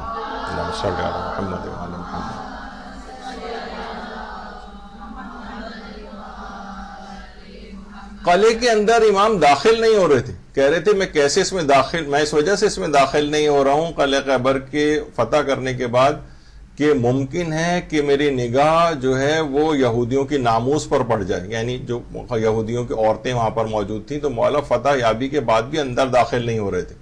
تو یہاں پر آپ کتنی چیزیں اپنا ان کو فقہی احکام بیان کر سکتی ہیں، یعنی یہاں پر روک دیں واقعے کو. اس کے بعد کہیں کہ مثلا ہمیں ڈاکٹر کے پاس جا کر دکھانا ہوتا ہے، اور اس میں پھر آپ فقہی احکام بیان کر سکتی ہیں کہ اگر پردے کی مخالفت ہو رہی ہے تو بہتر پہلے تو یہ اس کی کوشش کرنی چاہیے کوئی عورت ڈاکٹر مل جائے. عورت ڈاکٹر نہ ملے تو پھر یا مریض کی حالت ایسی ہو کہ اس وقت ہم انتظار نہیں کر سکتے تو پھر مرد ڈاکٹر کے پاس جا سکتے ہیں، یا مرد ڈاکٹر عورت ڈاکٹر کی نسبت زیادہ ماہر ہے تب جا سکتے ہیں. یعنی کوئی بھی اس طرح کی چیزیں جو حجاب سے متعلق ہوں یا نگاہ ڈالنے سے متعلق ہوں، وہ خود آپ دیکھیں کہ جو جس طرح کی آڈینس ہے آپ پہلے سے ورکنگ کر کے جائیں گی. یعنی آپ نے کیا کیا، خیبر کے اندر سے آپ نے حجاب کا مسئلہ نکال لیا، خیبر کے اندر سے آپ نے جو ہے نامحرم پر نگاہ ڈالنے کا مسئلہ جو ہے وہ بیان کر دیا، اور اس کے بعد پھر واقعے میں اور آگے چلی جائیے آپ. اسی طریقے سے مثلا جب آپ بیان کرتی ہیں سورہ حل عطا یا سورہ دہر میں جو آتی ہے آیت یوفون بالنذر والی کے ظاہر ہے کہ جو وہ صاحبان ایمان جو اپنے نظروں کی وفا کرتے ہیں، تو وہ ظاہر ہے پھر آپ اس میں اس واقعے کو لے کر آتی ہیں جب حضرت حسنین کریمین علیہ الصلوۃ والسلام جب بیمار ہوئے تھے، اور اس کے بعد اہل بیت نے نظر مانی تھی پورے گھرانے نے کہ صحت یاب ہو جائیں گے تو روزہ رکھیں گے. تو اب یہاں پر کیا ہے، نظر انہوں نے کی تھی. اب یہاں واقعے کو چاہیں تو آپ روک دیں اور نظر سے ریلیٹڈ فقہی احکام بیان کر سکتی ہیں. مثلا آپ یہ کہیں کہ دیکھیے نظر اگر کوئی شخص کر لے تو نظر کا پورا کرنا واجب ہوتا ہے، لیکن اس کے اندر اس بات کا مثلا خیال رکھنا چاہیے کہ نظر میں اللہ کا نام ہونا چاہیے. مثلا ہم کہتے ہیں کہ میں نظر کرتی ہوں امام حسین کا نام لے کر، تو اس سے نظر کا پورا کرنا واجب نہیں ہوتا جب تک کہ اللہ کا ذکر اس کے اندر نہ ہو. تو یہ والا مسئلہ جو ہے آپ اس کے اندر بیان کر سکتی ہیں. پھر آپ کہہ سکتی ہیں نظر ایسی چیز کی ہونی چاہیے کہ جو آپ خود کر سکیں. مثلا بہت سے لوگ نظر یہ کرتے ہیں کہ اگر میرا فلاں کام ہو گیا تو مثلا میں اپنے بچے کے سر پہ قامہ لگاؤں گا. مثلا نظر ہمیشہ اپنے فعل کی ہوتی، یہ نہیں ہوتی کہ میں فلاں سے ہی کام کرواؤں گا، یہ والی غلط ہو جاتی ہے نظر. یا نظر وہ ہونی چاہیے کہ جو کہ شریعت کے اندر بہتر کوئی عمل سمجھا گیا ہو عقلی طور پر یا شرعی طور پر، جو راجح ہو، رجحان شرعی رکھتا ہو، یا عقلی طور پر ہو، مثلا میرا فلاں کام ہو گیا تو میں 2 رکعت نماز پڑھوں گی، یہ نظر ہو سکتی ہے. میرا فلاں کام ہو گیا تو میں مثلا 2000 روپے صدقہ دوں گی. میرا فلاں کام ہو گیا تو میں فلاں مومن کی مثلا اس کے بجلی کا بل ادا کروں گی. میرا فلاں کام ہو گیا تو مثلا میں ایک بچے کی اسکول کی فیس ادا کروں گی 1 سال تک. کوئی بھی اس طرح کی جو بہتر نظر ہو، یا میں اتنے مومنین کو کھانا کھلاؤں گی، اتنے غریبوں کو مثلا کپڑے پہناؤں گی. بہت سی اس میں وہ نظر نہیں ہو سکتی. یا دیکھیے آپ لفظ نظر سے فائدہ اٹھا کے آپ 2 ایک مسئلے اس طرح کے بیان کر دیں کہ نظر اس طرح کی نہیں کہ مثلا میں فلاں جگہ پر چاندی کی 3 پلیٹیں رکھ کے آؤں گی. اب اس کا کوئی عقلی اور شرعی کوئی وہ نہیں ہے، اس کا کوئی فائدہ نہیں کہ عقل کہتی ہو کہ کسی جگہ چاندی کی پلیٹ رکھنے سے جو ہے کچھ ہوگا. یا اس طرح کی اور بہت ساری چیزیں ہیں کہ فلاں جگہ جا کے دھاگا باندھوں گی مثلا. تو یہ اس طرح کی چیزیں، یہ وہ جو کہ رجحان شرعی ہونا چاہیے اس کے اندر. اب آپ نے کیا کیا کہ صرف اس نظر سے فائدہ اٹھا کے کہ اہل بیت نے نظر مانی تھی، اور اس کے بعد پھر اس کے لیے روزے انہوں نے رکھے تھے. پھر آپ چاہیں تو نظر کے روزے کے فقہی احکام بھی بیان کر سکتی ہیں یہاں پر، کہ یہاں اور بات بیان کی جائے کہ اگر کوئی عورت نظر مان لے روزے کی اور اس کے اوپر قضا روزے موجود ہوں اس کے سر پر، تو اس نظر کو اس وقت تک پورا نہیں کر سکتی جب تک کہ اپنے قضا روزے نہ اتار لے. یعنی اس نے اگر نظر کا روزہ رکھا تو آقا سیستانی فرماتے ہیں اشکال ہے اس میں، یعنی وہ نظر کا روزہ نہیں رکھ سکتی وہ عورت جب تک کہ اس پر ایک بھی اپنا واجب قضا روزہ موجود ہے. انتظار کرے گی جب تک وہ پہلے اپنے قضا اتارے، اس کے بعد پھر اس نظر کے روزے کی باری آئے گی. تو بہرحال یہ آپ نے کیا کیا کہ ایک لفظ نظر سے فائدہ اٹھایا، اور آپ نے اتنی ساری چیزیں جو ہے نا اس کے اندر ایک یہ تو ساری بھی بیان کرنے کی ضرورت نہیں، 1-2 فقہی حکم آپ نے بیان کیا مثلا اس کے ضمن، اور اس کے بعد پھر آپ نے وہی شان نزول میں جو اس کا واقعہ بیان کیا جاتا ہے اس کے اوپر آپ چلی گئی. یعنی یہ کیا کیا کہ آپ نا ان کی تربیت کرتی جا رہی ہیں. عام عورتیں کتنا زیادہ دیکھیے نظر مانتی، عورتوں کے اندر بہت رائج ہے، مرد حضرات میں اتنی نہیں، سوائے اس کے کہ علامہ قبل الغربی صاحب نے ایک دفعہ اپنی مجلس میں اس بات کا ذکر کیا تھا کہ جوانی کے بالکل ابتدائی طالب علمی کے دور میں نظریں بہت مانا کرتا تھا. یہ میرا کام ہو گیا تو میں یہ کروں گا، میرا یہ اگر چیز ہو گئی تو میں یہ کروں گا. کہنے میرے استاد کو پتہ چلا اور انہوں نے شفقت سے مجھے مارا بھی کہ اللہ میاں کے ساتھ شرطیں لگاتے ہو، کر لو یہ کام ابھی. دیکھیے ایک طریقہ کار یہ بھی ہوتا ہے. ویسے تو نظر شرعی وہی ہوتی ہے کہ پہلے آپ کی وہ نظر پوری ہو جائے، پھر اس پہ پورا کرنا واجب ہوتا ہے، اس نظر کے اوپر عمل. لیکن کیا ہے کہ اس میں ہاں ایک اور چیز بھی ہے کہ مشکل ترین نظریں نہ مانیں. یہ بھی آپ خواتین کو کر سکتی ہیں، کیونکہ بہت سی خواتین بہت مشکل نظریں مان لیتی. میرا فلاں کام ہو گیا تو ہر نماز کو اول وقت میں پڑھوں گی، اور وہ نہیں پورا کر پاتی. کتنے دن کوشش کریں گی لیکن وہ لیٹ ہو جائے گا معاملہ. یعنی مشکل ترین نظریں جو ہیں وہ نہ مانیں، یعنی ایسی چیز جو آپ نہ اس کو پورا بھی کر سکیں، پتہ چلا وہ نظر جو ہے بعد میں آپ اس کو پورا نہیں کر پائیں. تو اس طرح کی بہت ساری چیزیں ہو سکتی ہیں. تو یہ آپ اس ضمن کے اندر بیان جو ہے وہ کر سکتی ہیں. یا مثلا کتنا واقعہ بیان کیا جاتا ہے حضرت زینب سلام اللہ علیہ کا نماز شب پڑھنے کا. اللہم صلی علی محمد.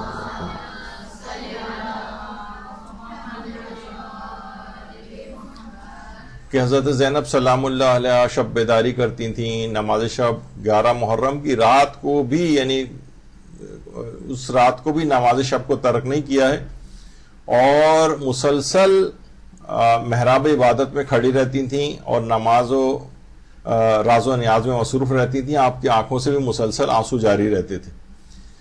اور یہاں تک کہ امام حسین نے روز عاشور جب آپ سے وداع کرتے ہوئے فرمایا تھا کہ اے میری بہن نماز شب میں مجھے مت بھولنا. یعنی اس خطرناک ترین وقت میں بھی نماز شب جو ہے انہوں نے انجام دی ہے. اور یہ ہے کہ اس قدر تھکاوٹ، اس قدر مزمحل، ظاہر ہے بھوک و پیاس، اتنے غم، کہ پہلی دفعہ یہ دیکھا کہ سید سجاد نے کہ انہوں نے بیٹھ کر نماز شب پڑھی. ورنہ اہل بیت میں بہت مشکل یہ والے امر ہوتا ہے کہ نمازوں کو بیٹھ کر اس انداز سے پڑھا جائے. تو یہاں پر اس سے فائدہ اٹھا کر آپ کہہ سکتی ہیں کہ دیکھیے نماز شب میں ہمیں حضرت زینب نے اس موقع پر سخت ترین میں بھی انہوں نے جو ہے نماز شب کو نہیں چھوڑا. ہم دیکھیں کہ ہمارے کتنی سہولت ہے کہ ہم جو ہیں وہ کھڑے ہو کر بھی نماز شب پڑھ سکتے ہیں، بیٹھ کر بھی نماز شب پڑھ سکتے ہیں، چلتے پھرتے بھی نماز شب پڑھ سکتے ہیں، سواری پر ہوں تب بھی نماز شب پڑھ سکتے ہیں. مثلا کوئی واک پہ جا رہا ہے تو واک کرنے کے دوران نماز شب پڑھتا ہوا چلا جائے. نماز جعفر تیار عام طور پر مشکل ہوتی ہے. اگر 20-25 منٹ کی نماز ہے اور 25 منٹ ہی کی کسی کو واک کرنی ہے تو وہ نماز جعفر طیار کو پڑھتا ہوا چلا جائے, اور رکوع و سجدہ سر کے اشارے سے ہو سکتا ہے, بہت معمولی سے سر کا اشارہ, اور اس سے رکوع اور سجدے انجام دیے جا سکتے ہیں. تو کوئی بھی اس طرح سے جو ہے وہ, لیکن پھر بھی ہم اس کو انجام نہیں دیتے ہیں. دیکھیں نماز شب میں ایک اور سہولت یہ بھی ہے, یعنی اب کیا ہے اس نماز شب کے لفظ سے فائدہ اٹھا کے آپ اس میں احکام بیان کر رہے ہیں کہ دیکھیے نماز شب جو ہے وہ 11 رکعت کی نماز ہے, 11 رکعت کوئی نہ پڑھ سکے تو 8 رکعت پڑھ لے, 8 نہیں پڑھ سکتا 3 رکعت پڑھ لے, 3 رکعت بھی نہیں پڑھ سکتا تو 1 رکعت ہی نماز شب جو ہے وہ اٹھ کے پڑھ سکتا ہے.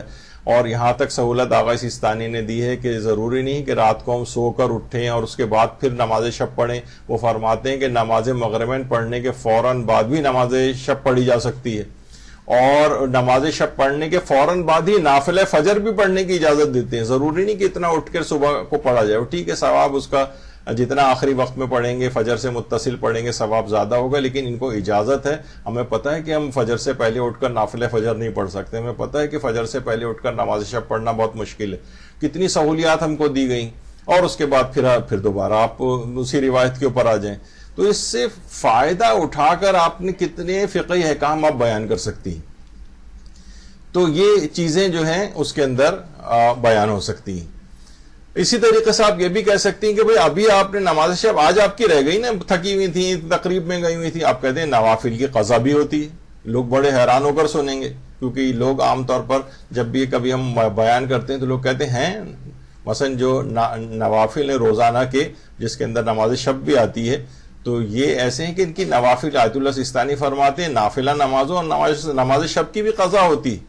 البتہ ایسے نوافل کی قضا کی تاکید نہیں جو بیماری کی وجہ سے نہ پڑھے. انسان بیمار ہے اس کی تاکید نہیں ہے, پڑھ تو پھر بھی سکتا ہے لیکن اتنی تاکید نہیں ہے. لیکن نماز شب کسی کی آج رہ گئی, وہ اگلے دن رات کو بھی پڑھنا ضروری نہیں, اگلے دن میں بھی نماز شب پچھلے رات کی جو قضا ہو گئی تھی وہ پڑھ سکتا ہے. نافلہ نمازیں جو عام طور پر پڑھی جاتی ہیں ان کی بھی قضا کی جا سکتی. تو کیا ہے کہ یہ لوگوں سے ریلیونٹ بھی ہے, وہ توجہ سے آپ کی بات سنیں گے کیونکہ یہ آپ ان کے مقصد کی بات, ان کے فائدے کی بات آپ بتا رہی ہوں گی. تو فقہی احکام کے اندر تو آپ نے حضرت زینب سلام اللہ علیہ کی نماز شب کے واقعے کو بیان کرنے کے ضمن کے اندر کتنے فقہی احکام بیان کر دیے ان کو. اسی طریقے سے مثلا ایک اور چیز ہے جس کی طرف لوگوں کو توجہ آپ دلا سکتی ہیں. آغا سیستانی بھی فرماتے ہیں کہ اگر کوئی یومیہ نمازوں کے نافلہ نہ پڑھ سکے اور نہ قضا کر سکے تو مستحب ہے کہ ہر 2 رکعت کے بدلے کسی غریب کو 3 پاؤ آٹا وغیرہ دے دے.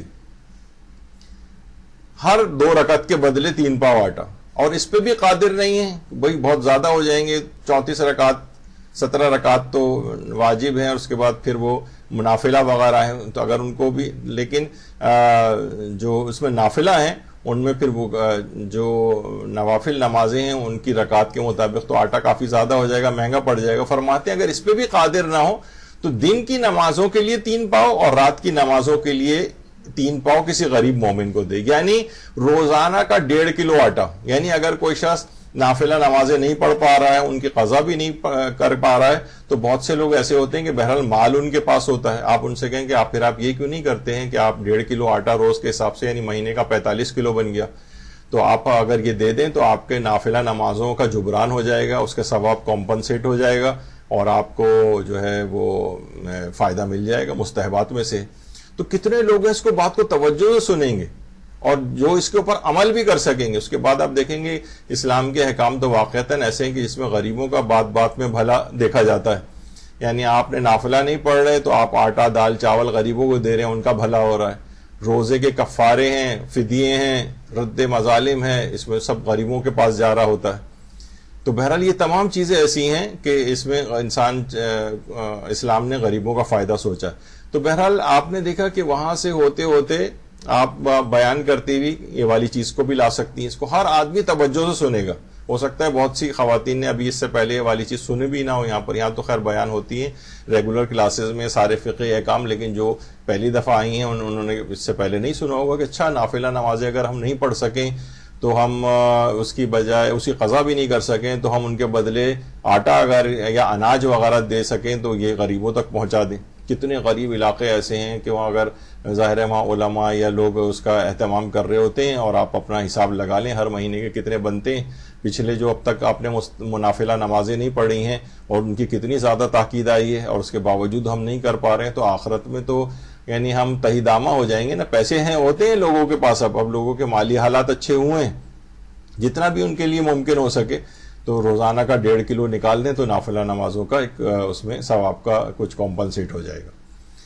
اچھا، یہیں سے فائدہ اٹھا کر آپ ایک چیز کی طرف اور جا سکتے ہیں، اور یہ بھی سب لوگوں کے لیے بڑا کارآمد مسئلہ ایک آپ بیان کریں گی کہ مرحوم کی قضا نمازیں تو بڑے بیٹے کے اوپر واجب ہیں ہی، لیکن قضا روزے بھی واجب ہیں. اچھا، قضا روزے اگر وہ تو نمازیں تو پڑھوانی ہے، روزے میں آیت اللہ سیستانی نے ایک سہولت دی، وہ یہ ہے کہ ہر روزہ جو مرحوم والد کا اگر کسی کا ہے تو وہ ان کے ایک روزے کے بدلے 3 پاؤ آٹا اگر دے دے تو پھر اسے روزہ رکھوانے کی ضرورت نہیں. کتنا آسان ہے، یعنی سمجھیں کہ 25 کلو اگر ہے تو 1 سال کے روزے والد کے اتر جائیں گے 25 کلو آٹا دینے سے. غریب تک وہ اس کو پہنچا دیا جائے تو روزہ رکھوانے کی پھر ضرورت ختم ہو جائے گی، اور ان کا وہ روزہ کا جو وہ ہے وہ بیٹے کے اوپر سے ادا ہو جائے گا جو اس کو روزے بھی رکھوانے. تو بہرحال یہ، اور اس میں یہ بھی بتا سکتی ہیں کہ بڑے بیٹے کے علاوہ دیگر رشتہ دار جو آغا سیستانی کی تقلید میں وہ بھی اس کو ادا کر سکتے ہیں. تو یا کوئی اگر مثلا والد ہے وہ کسی اور کی تقلید میں، تو وہ اپنے ان بیٹوں یا ان رشتہ داروں کو پیسے دے دے کہ بھائی تم کیونکہ آغا سیستانی کے مقلد ہو تو تم ان کے روزے اتروا دو مثلا. تو اس طرح سے یہ چیزیں ہو سکتی ہیں. اب کیا ہے، یہ لوگوں کے لیے آپ نے ایک بہت اہم مسئلہ آپ نے بیان کر دیا، مرحومین کو کتنا فائدہ اس سے ہو گیا ہوگا، اور اس بڑے بیٹے کے واجبات آپ نے جو ہے ادا کر دیے، ایک آسان مسئلہ ان کو بتایا. یعنی اس لحاظ سے کہ آپ نے حضرت زینب سلام اللہ علیہ کی وہ بیان کی، اللہم صلی علی محمد و آل محمد، اور اس کے ضمن میں آپ نے یہ والے احکام بھی بیان کر دی جو کہ کارآمد بھی تھے، مرحومین کو بھی فائدہ ہو گیا. کتنے لوگ اس کو سنیں گے، اپنے مرحومین کے ادا کریں گے، ارے یہ تو آسان طریقہ ہے، چلو نمازیں تو پڑھانے میں وہ تو پڑھوانی ہی ہیں، لیکن روزے کا تو بہت ہی آسان مسئلہ ہو گیا یہ، کیونکہ روزے عام طور پہ 40-50 ہزار عام طور پہ لے لیے جاتے ہیں 1 ماہ کے روزے رکھنے کے بھی. تو یہ کتنا آسان ہے کہ 25 کلو آٹا دینے سے ہی پورے 1 سال کے روزے 1 مہینے کے روزے ادا ہو جائیں. تو یہ آپ ایک اہم چیز ان کو بیان کر سکتی ہیں. یا اسی طریقے سے مثلا آپ کوئی قرآن کی آیت آپ نے ضمن میں کہیں اپنی تقریر میں ڈالی کہ یا بنی آدم خذوا زینتکم عند کل مسجد وکلوا واشربوا ولا تسرفوا انہ لا یحب المسرفین. دیکھو، جو چاہو کھاؤ پیو لیکن اسراف نہ کرو، اور خدا اسراف کرنے والوں کو پسند نہیں کرتا. اب آپ نے اپنے اس میں تقریر میں یہ والی آیت ڈالی. اب یہاں آپ اسراف کی جو ہے وہ مذمت میں، اسراف کی بہت ساری چیزیں آپ بیان کر سکتی ہیں کہ دیکھیے اللہ نے اسراف کرنے والوں کو پسند نہیں کرتا. ہمارے یہاں پانی کا کتنا اسراف ہوتا ہے، مسجد کے وضو خانوں کے اندر جائیں، لوگ پانی کا مسلسل نل کھول کے بیٹھے ہوتے ہیں، پاؤں کو دھونے کے بعد وہ پاؤں کے خشک ہونے کا انتظار کر رہے ہوتے ہیں اور پانی مسلسل بہ رہا ہوتا ہے. ہم جو ہے وہ مسلسل واش بیسن کا نل کھلا رہتا ہے اور تیزی کے ساتھ پانی جا رہا ہوتا ہے. بہت سے لوگوں کے گھروں میں پریشر پمپ بھی لگے ہوتے ہیں، پانی بہت ہی فاسٹ جا رہا ہوتا ہے، اور 3 چلو کے اندر جبکہ وضو ہو جاتا ہے لیکن اس کے باوجود اتنا زیادہ پانی کا اسراف کرتے ہیں. اب یہاں کیا ہے، آپ نے ایک ان کو متوجہ کرایا، اپنی غلطی کی طرف متوجہ کرایا. اسی طریقے سے مثلا ہمارے ہاں کھانوں کا کتنا اسراف ہوتا ہے. حج و عمرے اور زیارات پہ جانے والے دیکھتے ہیں کس طریقے سے لوگ تھوڑا تھوڑا سا لیتے ہیں اور اس کے بعد ہوکے میں اتار لیتے ہیں اتنا زیادہ، اور اس کے بعد کھایا جاتا نہیں. ظاہر ہے پیٹ تو وہی ہے، آپ کو پتا ہے. اب بہت سے لوگ تو اتنی بوٹیاں اپنی پلیٹ کے اندر نکال لیتے ہیں، اگر پانی لینے کے لیے اپنی پلیٹ کو میز پہ رکھ کے جائیں تو لوگ ڈونگا سمجھ کے اس میں سے بوٹیاں نکالنے لگتے ہیں. تو بہرحال اس طرح کا ہوتا ہے. تو یہ آپ لوگوں کو بتائیں کہ بھائی یہ جو اس طریقے سے آپ ضائع کر رہے ہیں کھانے کو، یہ اسراف کے اندر آتا ہے. فقط اتنا لیں کہ جتنی آپ کو ضرورت ہے. یہ جو آپ پھینکیں گی، حتیٰ کہ آغا سیستانی کا آپ بتا سکتی ہیں، ان سے پوچھا گیا کہ عام طور پر پتیلیوں کے اندر جو وہ لگی رہ جاتا ہے تھوڑا سا نیچے کی طرف جو سالن وغیرہ ہوتا ہے، اس پہ بھی انہوں نے کہا کہ اگر آپ کسی کیاری میں ڈال دیں یا کسی جانور کو کھلا دیں، یعنی کوئی نہ کوئی اس کا اگر مصرف ہو سکتا ہو تو وہ کر دیں، بجائے اس کے کہ اس کو آپ کوڑے کے اندر پھینکیں یا پانی کے اندر آپ بہائیں. اسی طریقے سے مثلا آغا سیستانی سے یہ بھی پوچھا گیا کہ ہمارے علاقے میں امام حسین ان کے اصحاب کی شہادت کی مناسبت سے جو ماتم داریاں ہوتی ہیں اور لوگ اس میں شرکت کرتے ہیں اور کئی مجالس جو ہے اس طرح سے منعقد ہوتی ہیں. اکثر مجالس میں نیاز اور چاول وغیرہ تقسیم ہوتے ہیں, صبح تک یہ سلسلہ جاری رہتا ہے. تو اس فراوانی میں کھانے کی بڑی مقدار کچرے کے ڈھیر میں پھینکی جاتی ہے.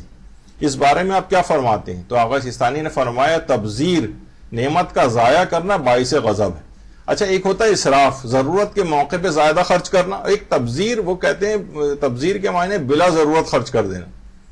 مثلا آپ کے پاس نوٹ ہے, آپ نے نوٹ کو پھاڑ کے پھینک دیا, نوٹ کو جلا دیا, یہ تبذیر ہے.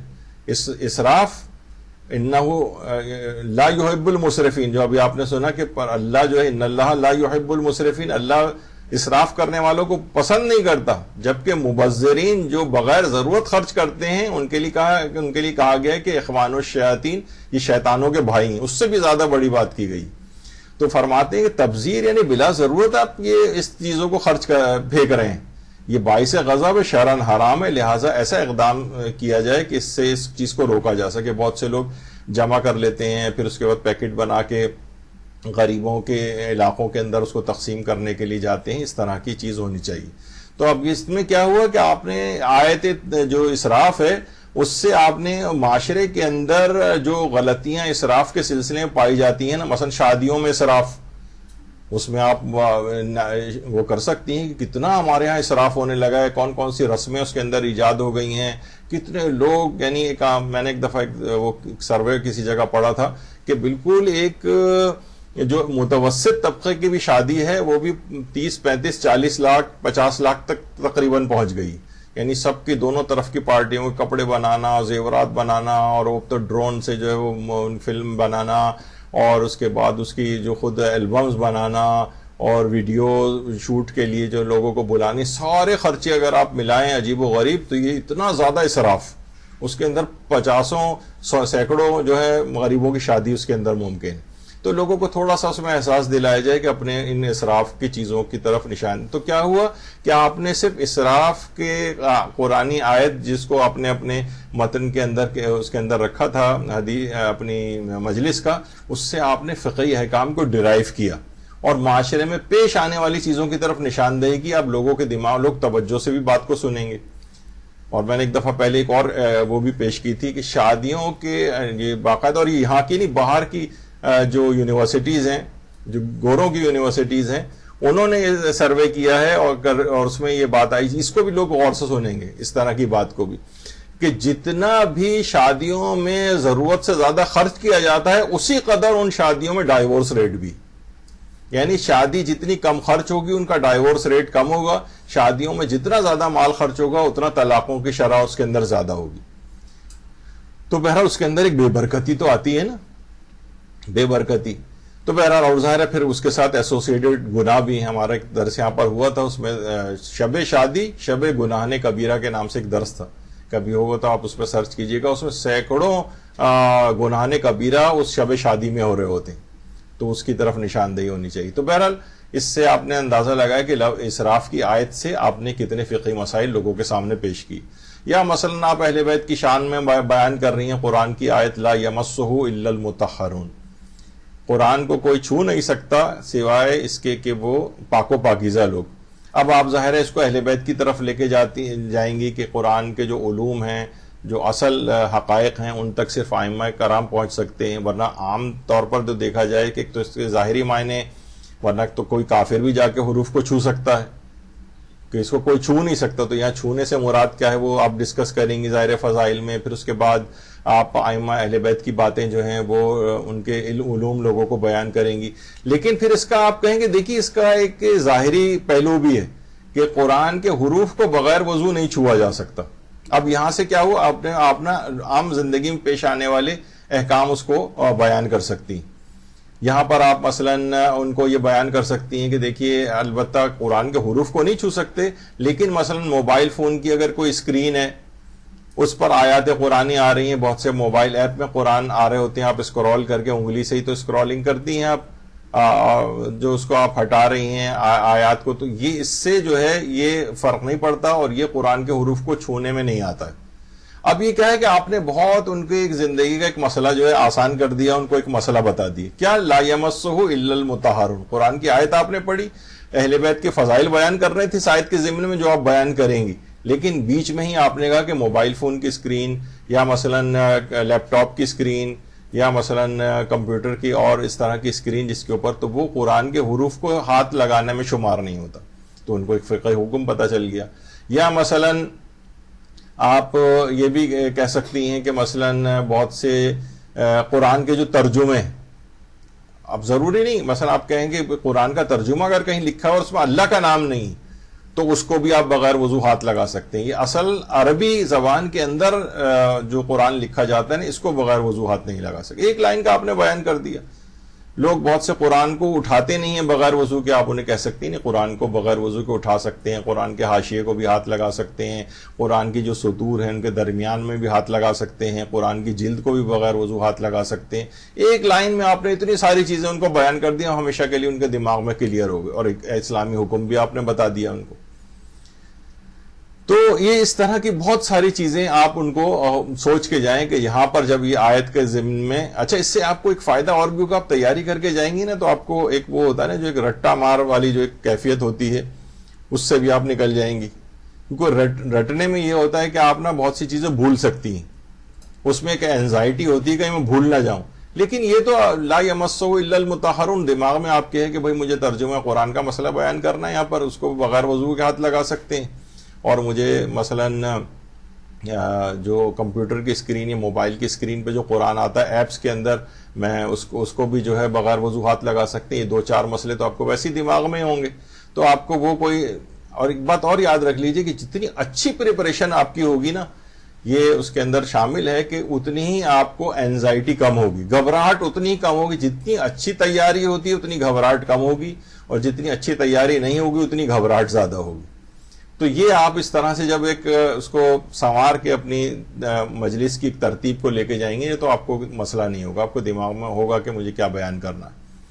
یا مثلا آپ وہ بیان کر سکتی ہیں کہ جناب اگر بسم اللہ لکھنے کے بجائے 786/110 مثلا لکھا جاتا ہے تو کیا اس کو بغیر وضو ہاتھ لگا سکتے ہیں جبکہ ہم لکھی بسم اللہ کے بدلے میں رہیں؟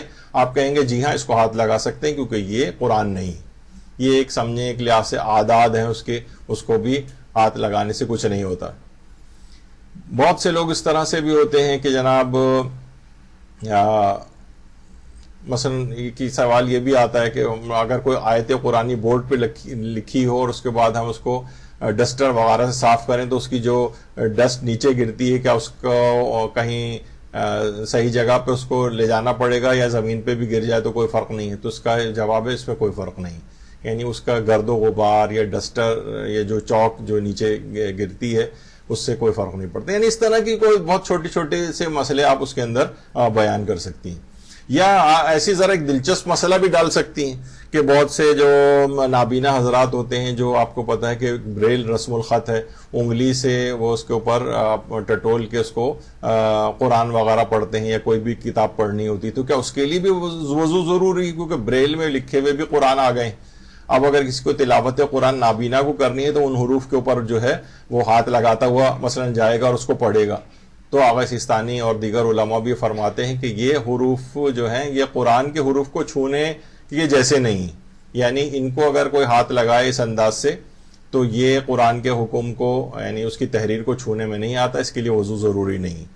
تو آپ نے ایک لوگوں کے لیے ایک ایڈیشنل ایک ان کو ایک اسلامی حکم بھی پتہ چل گیا، کوئی ایسا ہو تو کہیں آپ اس کو بیان بھی کیا جا سکتا ہے. تو یہ اس طرح سے، یا اس طرح سے مثلا اگر آپ بی بی شتیتا کا واقعہ اگر بیان کر رہی ہیں جنہوں نے اپنا خمس جو ہے وہ امام موسیٰ کاظم علیہ الصلوۃ والسلام کو بھجوایا تھا.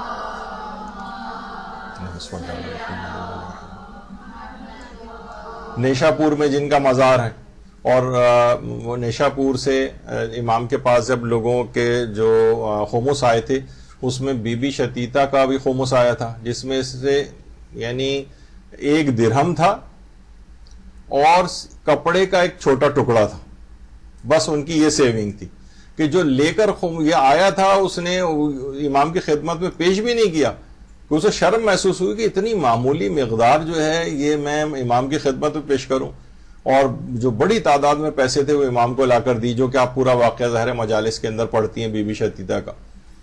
اور اس کے بعد امام نے کہا نہیں، شتیتا نے جو خمس بھیجا ہے وہ نکالو.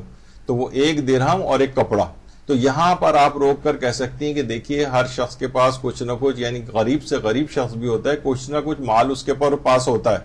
لوگ کہتے ہیں بھائی ہم اتنے غریب ہیں، ہم خمس کیسے نکالیں؟ بھائی آپ کے پاس 100 روپے تو مہینے کے یعنی آپ کے پاس بچتے ہوں گے نا سالانہ.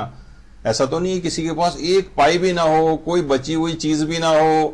کتنی چیزیں آپ اس کے ضمن میں بیان کر سکتی ہیں کہ اگر مثلا 100 روپے بھی بچے ہوئے تو 20 روپے خمس نکالنا پڑے گا. بی بی شتیتا کا 1 درہم خمس نکلا ہوا تھا، 1 درہم اور 1 کپڑا. ہم کتنے اپنے دیکھتے ہیں بہت سے سوٹ پیس ہم نے سلوائے ہوئے نہیں ہوتے اور اس طرح سے ہمارے پاس پڑے ہوئے ہوتے ہیں اور سال گزر جاتا ہے ان کی اور ان پہ ہماری توجہ نہیں ہوتی. تو یہاں آپ یہ والی چیز بیان کر سکتی. پھر امام نے ان کو الگ سے پیسے بھی بھجوائے تھے اور اپنے لیے کفن کا ایک کپڑا جو امام نے رکھا ہوا تھا، جس کو فرماتے ہیں کہ اس کو میری بہن نے، اور میری اس میں جو دھاگا جو تھا وہ میری دادی فاطمہ الزہرا سلام اللہ علیہا.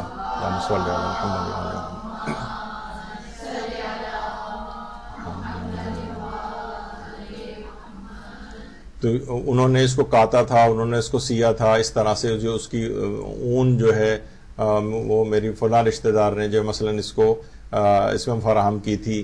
تو امام نے اپنا یعنی معمولی سی رقم بھی، اگر معمولی سی کوئی چیز ہے جس کے اوپر خمس واجب ہے تو وہ بھی جو ہے اس کا بھی خمس ادا کرنا پڑتا ہے. اسی بی بی شتیتا کے واقعے سے آپ اس میں فقہی حکم خمس کے نکال کے بیان کر سکتی ہیں. پھر امام نے اس کے بعد ان کو وہ کفن بھجوایا تھا. کفن، اچھا کفن کے متعلق بھی یہ ہے کہ آیت اللہ سیستانی کا آپ بتا سکتے ہیں. اب جب کفن کی بات آئی تو آپ یہ کہہ سکتی ہیں کہ آغا سیستانی بھی فرماتے ہیں فقہ حکم ہے کہ ہر ایک کے لیے مستحب ہے کہ اپنی زندگی میں اپنا کفن آمادہ رکھے، اسے بار بار دیکھے. اور اسی میں ہی آپ وہ حکم بھی بیان کر سکتی ہیں اگر آپ نے کفن لے کر آئی ہیں اور سال بھر سے اوپر ہو گیا اور استعمال نہیں ہوا، ظاہر ہم زندہ موجود ہیں تو استعمال کیسے ہوتا ہو، تو اب اس کا خمس دینا پڑے گا. یعنی اس کفن کا بھی خمس شتیتا کا تو یہ تھا کہ امام نے بتا دیا تھا کہ تم اتنے دن کے بعد انتقال کر جاؤ گی، تو اس پہ تو خمس واجب ہی نہیں ہوا تھا. لیکن اگر لوگ عام طور پر کربلا وغیرہ سے لے کر آتے ہیں تو ان کے اوپر خمس واجب ہو جاتا ہے. اب کیا ہے دیکھیے اسلامی احکام ہیں جو ان واقعات کے ضمن میں آپ بیان کرتی جا رہی ہیں. آپ نے ایک حکم یہ بتایا مستحب اپنی زندگی میں اپنا کفن آمادہ رکھا جائے، پھر آپ یہ ان کو بتائیں گی کہ اگر جب آپ کے پاس یہ خمس، اگر یہ آپ کے پاس کفن آ گیا اور سال بھر میں استعمال نہیں ہوا اور تاریخ خمس آ گئی، اب اس کا خمس بھی دینا پڑے گا آپ کو، اور آپ نے نہیں دیا اور ایسے ہی دفن کر دیا تو ایک لحاظ سے سمجھیں غصبی مال کا جو ہے کفن ایک بن جائے گا وہ. یعنی غصبی مال میں تو سے تو وہ نہیں خریدا جا سکتا. یعنی امام کا ایک حق موجود تھا اس کے اندر، حضرت زہرا کا حق موجود تھا اور آپ نے جو ہے خمس نہیں دیا اس کا، تو یہ چیزیں اس کے اندر آپ بیان کر سکتی ہیں. آیت خمس مثلا اگر آپ پڑھ رہی ہیں وَعَلَمُوا أَنَّمَا غَنِمْتُم مِّن شَيْءٍ والی فَأَنَّ لِلَّهِ خُمُسَهُ، یعنی جو بھی تمہیں فائدہ حاصل ہو اس کا 5واں حصہ اللہ اور اس کے رسول اور رسول کے قرابت داروں، یتیموں اور مساکینوں، مسافران غربت زدہ کے لیے. تو اب یہاں اس سے فائدہ اٹھا کر آپ بہت سے فقہی احکام بیان کر سکتی ہیں. مثلا لوگوں کے پاس تحفے رکھے ہوئے ہوتے ہیں، تحفے کے اوپر بھی خمس ہوتا ہے. آغا سیستانی کے فتوے میں، رہبر معظم کے فتوے میں نہیں ہے، وہ آپ بتا دیں. لیکن یہ کہ آیت اللہ سیستانی کہتے ہیں کہ اگر آپ نے سال بھر میں تحفہ استعمال نہیں کیا تو آپ کو خمس دینا پڑے گا. بس ایک لائن کا مسئلہ ان کو بتائیں. یا مثلا بچوں کے تحفوں کی طرف لوگوں کی نگاہ نہیں ہوتی، سالگرہ ہوئی بہت سارے تحفے آئے سال، اچھا لوگ ایک دم سے دیتے بھی نہیں بچے کو، تو آج ہی آپ سارے کھلونے چیزیں اور وہ دے دیں تو وہ تو ایک ہی دن میں سب توڑ تاڑ کے ڈال دے گا. آپ نے کہا نہیں، اب اس کو روک لیتے ہیں، آہستہ آہستہ دیں گے، یا حتیٰ کہ سال پورا ہو گیا. تو بچوں کی سالگرہ پر ملنے والے تحفے اگر سال بھر میں استعمال نہ ہو تو بچے کے ولی پر واجب ہے کہ اس کو خمس دے. آیت اللہ سیستانی فرماتے ہیں ولی خمس نہیں دے تو بالغ ہونے کے بعد واجب ہے کہ وہ بچہ خود ان چیزوں کا خمس ادا کرے. تو بہرحال یہ کتنا اہم مسئلہ ہے، عام طور پر گھروں میں پیش آتا ہے. بچوں کے کپڑے آئے، سارے کپڑے، بہت سارے سالگرہ میں کپڑے مل گئے اور وہ استعمال نہیں ہوئے اور اس کا وقت بھی گزر گیا، اس دوران بچہ مثلا ایک بڑا ہو گیا، وہ اب وہ چھوٹے ہو گئے کپڑے. تو بہرحال یعنی بچے کے ولی کے اوپر واجب ہے کہ بچے کے مال سے، البتہ اپنے مال سے نہیں ہے، بچے کے مال جو ہوتا ہے، مثلا اس کو جو ہے اس کی سیونگ ہے بچے کی کوئی، یا بچے کو کوئی انعام ملا ہوا ہے، کوئی پرائز ملا ہوا ہے، اس کے وہ پیسے موجود ہیں بچے کے، تو اس سے اسی کے مال سے ولی جو ہے خمس نکالے گا. اب کتنی اہم چیز ہے کہ بچے کے مال کے اوپر بھی خمس ہوتا ہے. یہ ایک ایسی چیز کہ ہر کوئی کان لگا کے سنے گا، ہر گھر کا مسئلہ ہے. تو یہ والی چیز آپ اس میں بیان کر سکتی ہیں. اچھا یہ بھی بیان کر سکتی ہیں کہ جیسے جو تاریخ ہو رہا خمس کی اسی دن خمس نکالنا واجب ہے، ایک دن کی بھی تاریخ تاخیر نہیں کر سکتے اگر کوئی مجبوری نہ ہو. مثلا ہم کراچی کے اندر موجود ہیں اور خمس آج واجب ہو گیا ہے تو آج نکال کر ہی آپ حاکم شرع کے نمائندے تک پہنچائیں، یا مثلا سہم سادات ہے تو وہ سادات تک پہنچائیں. تو ایک دن کی بھی تاخیر نہیں کر سکتے، اور جب تک آپ نہیں نکالیں گے اس خمس کو تب تک اس مال کا استعمال کرنا بھی جائز نہیں ہوگا. اب لوگوں کے کان کھڑے ہو جائیں گے کیا کہ آپ نے آیت خمس پڑھی، اس کے اندر یہ والا مسئلہ بیان کیا. آپ یہ نہیں کر سکتے کہ بھائی ٹھیک ہے مجھے خریداری کرنی ہے وہ کر لوں گی، لیکن میں خمس چند دن میں جا کر پہنچا دوں گی. نہیں، اس کو استعمال ہی نہیں کر سکتے. یعنی جب تک کہ اس کا خمس نہیں نکالا جائے گا 20% اس جو بچے ہوئے جو باقی جو پیسے بچ گئے ہیں 80% آپ کے پاس، اس کو بھی آپ استعمال نہیں کر سکتے جب تک کہ وہ 20% آپ نکال کے الگ نہ کر دیں.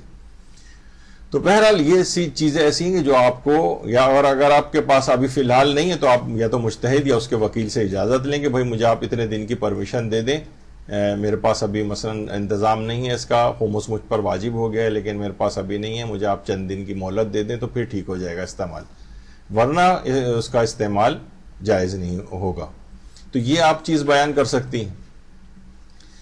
اچھا مثلا بہت سے لوگ ہوتے ہیں کہ بھائی ہمارے پاس تو ابھی پیسے نہیں، لیکن کیا ہے ان کا ایک پلاٹ موجود ہے، کرائے کے اوپر انہوں نے مکان دیا ہوا ہے، لوگوں کی توجہ ہی نہیں ہوتی ان کی، وہ کہتے ہیں بھائی ہماری تو اس سے انکم ہو رہی ہے. یعنی مکان میں کسی اور میں رہ رہے ہیں لیکن انہوں نے ایک اور بھی گھر ہے ان کے پاس، وہ انہوں نے کرائے پہ دیا ہوا ہے، کوئی فلیٹ ہے وہ کرائے پہ دیا ہوا ہے، تو اس کا خمس بھی ادا کرنا ہوتا ہے. ایک لائن کا بہت سے لوگوں کا مسئلہ ہوگا، آپ نے ایک لائن کا بیان کر دیا، اب لوگوں کے کان کھڑے ہو جائیں گے، دین کا ایک کام اپنے تبلیغ کے ذریعے پہنچا دیا. یا مثلا کسی عورت کے پاس اس کی حیثیت سے بڑھ کر زیورات ہوں، یہ بھی آپ بیان کر سکتی ہیں. حیثیت سے بڑھ کر مثلا ایک عام متوسط طبقے کی عورت ہے، اس کے پاس 3-4 سیٹس اگر ہوں، 2-3 انگوٹھیاں ہوں تو چل جاتا ہے، لیکن کسی عورت کے پاس 20 انگوٹھیاں ہوں، 10 سیٹ ہوں سونے کے. اب یہ کیا ہے کہ اس کی معاشرے کے اندر جو شان ہے اس سے زیادہ ہے، تو جتنا بھی زیادہ شان سے زیادہ ہوں گے نا اس کا خمس دینا پڑے گا. وہ یہ نہیں کہہ سکتی کہ بھائی میں ساری استعمال تو کر رہی ہوں، یہ 20 انگوٹھیاں سونے کی تھی، میں مختلف اوقات میں نے پہن کے ساری استعمال کر لی. نہیں، یہ آپ کی شان سے زیادہ ہیں. 2-3 انگوٹھیاں آپ کی شان کے مطابق تھیں، یہ 10 کہاں سے ہو گئیں؟ اب مزید جو 7 آپ کے پاس اضافی ہیں شان سے زیادہ، ان کا خمس دینا پڑے گا. جو 3-5 سیٹ آپ کی شان سے زیادہ ہیں ان کا خمس دینا پڑے گا. یعنی وہ معاشرہ جس کے اندر عورت رہتی ہے، ایک عام طور پر متوسط طبقے کی عورت، اس کے پاس آ گئے ہیں اس طرح کے بہت سارے سیٹ، شوہر نے بھی بنا دیے، سسرال سے بھی آ گئے، میکے سے بھی مل گئے، تحفے میں مل گئے، شادی کی سالگرہ میں مل گئے مثلا. اب وہ اس کی جو ہے نا عرفی شان سے زیادہ بڑھ گئے، اتنی عام طور پر ہوتی نہیں اس کی شان عورت کی، یعنی اگر متوسط طبقے کی. ہاں مالدار اگر ہے تو اس کی شان تھوڑا سا اور بڑھ جائے گی. تو یہ سب چیزیں دیکھیے کیا ہیں. یا بہت سے لوگ کیا کرتے ہیں کہ سہم سادات سے جو ہے نا وہ کہتے ہیں بھائی ہم ان کو پیسے دیتے ہیں تو خرچ کر دیتے ہیں، آپ کو ٹھیک ہے اس کی ضرورت ہے نا دواؤں کی، ہم دوائیں خرید کے آپ کو دے دیتے ہیں. نہیں، یہ نہیں چلے گا. آپ کو پیسے ہی سہم سادات کو اس کو دینے پڑیں گے، چاہے وہ جیسے بھی پھر اس کو استعمال کرے. یعنی اس سے چاہے وہ دوا خریدے، چاہے وہ مثلا کوئی غذا کھا لے اس سے. یعنی آپ یہ نہیں کہہ سکیں گے نہیں بھائی وہ آپ کے پاس آئی ہے سیدانی، وہ کہتی ہے کہ میں جو ہوں میرے بچے کی، مجھے مثلا چھوٹے بچے کی اسکول کی فیس دینی ہے، ورنہ اس کو اسکول سے نکال دیں گے. آپ نے کہا اگر میں نے اسے پیسے دیے تو کھاوا لے گی، تو میں ایسا کرتا ہوں کہ وہ آپ کہیں کہ لائیں مجھے اس کی چالان مجھے دے دیں، میں آپ کی فیس اسکول میں جا کے جمع کرا دیتا ہوں. نہیں، وہ سہم سادات ادا نہیں ہوا، کیونکہ آپ کو اس غریب کے ہاتھ تک وہ چیز پہنچانی تھی، پھر وہ اس کو جیسے چاہے خود فیس دے یا کوئی اور کسی مد میں استعمال کر لے. یہ بہت اہم مسئلے ہیں جو معاشرے کے اندر پائے جا رہے ہیں. اب یہ کیا ہے کہ یہ آپ نے بہت یعنی اس سے فائدہ اٹھایا جہاں آپ بیان کر رہی تھی، اس میں یہ ساری چیزیں نہیں بیان کریں گے. آپ سوچ رہی کہ میں جتنی بھی تقریر میں اپنی چیزیں بیان کرتا جا رہا ہوں ساری آپ ایک ہی مجلس کے اندر ان کو لگا دیں ان تمام احکام کو. وہ دیکھیں یہ میں آپ کو طریقے بتا رہا ہوں کہ آپ اس لفظ سے فائدہ اٹھا کر پہلے سے ورکنگ کر کے جائیں کہ کون سے ایسے اہم مسئلے ہیں جن کی طرف لوگوں کو متوجہ کرنا چاہیے اور ان کے عمل کو ٹھیک کرانا چاہیے. اسی طریقے سے مثلا فدق ہے، مسئلہ باغ فدق آپ بیان کر رہی ہیں. اچھا اس میں ایک چیز اور بھی ہے جو تلفظ کے اعتبار سے بھی لوگ اسے فدق کہتے ہیں جبکہ اصل لفظ ہے فدق، فے اور دال دونوں کے اوپر زبر، فدق. تو جب آپ فدق کا مسئلہ بیان کریں گی تو ظاہر ہے غاصبین فدق کی بات بھی اس میں آئے گی. تو اسی سے فائدہ اٹھا کر کے لوگ یعنی آپ ان کو احساس دلا سکتی ہیں کہ بھائی جس طریقے سے آپ ان لوگوں کی مذمت کرتی ہیں کہ انہوں نے حضرت زہرا کا جو حق غصب کیا ہے، تو اسی طریقے سے خمس بھی تو ان کا حق ہے. یہ اگر آپ کوئی شخص ادا نہیں کر رہا ہے تو وہ بھی ایسا ہی ہے تقریباً کہ جو کہ جس طریقے اس کا عمل بھی ان کے عمل سے ملتا جلتا ہے جنہوں نے فدق کو غصب کیا تھا. تو تھوڑا سا ان کو احساس دلایا جائے اس طرح کی چیزیں بھی ان کو، تاکہ وہ خمس کی اہمیت کے قائل ہو سکے. یا مثلا اگر آپ یہ بات بیان کر رہی ہیں کہ امام حسین نے لشکر یزید سے 3 مرتبہ نماز پڑھنے کی مہلت مانگی تھی، شب عاشور مانگی تھی، عاشورے کے دن ظہر کے لیے مانگی تھی اور وقت شہادت. تو علامہ مجلسی فرماتے ہیں کہ امام حسین کی نماز کے اس اقدام سے عمر سعد کے لشکر کے 32 افراد متاثر ہو کر امام حسین کے ساتھ آ کر ملحق ہو گئے تھے. اب کیا ہے یہاں پر نماز کی اہمیت آپ بیان کریں گی اور نماز سے ریلیٹڈ کچھ فقہی احکام بھی بیان کر دیں کہ دیکھیے جو ائمہ امام اور ان کے اصحاب تھے انہوں نے ایک رات کی مہلت مانگی تھی تاکہ وہ تسبیح و تحلیل، نمازوں کے لیے، تلاوت قرآن کے لیے، یہ سب چیزوں کے لیے انہوں نے رات کو مہلت مانگی تھی اور یہ چیزیں ہمارے معاشرے سے ختم ہوتی جا رہی ہیں. تو بہرحال اب آپ نے ان کو واجبات کی اہمیت بھی بتا سکتی ہیں کہ جناب کتنی اہمیت آئی ہے پیغمبر کی کہ اللہ کے واجبات کو ادا کرو تاکہ لوگوں کے اندر عبادت گزار انسان بن سکو.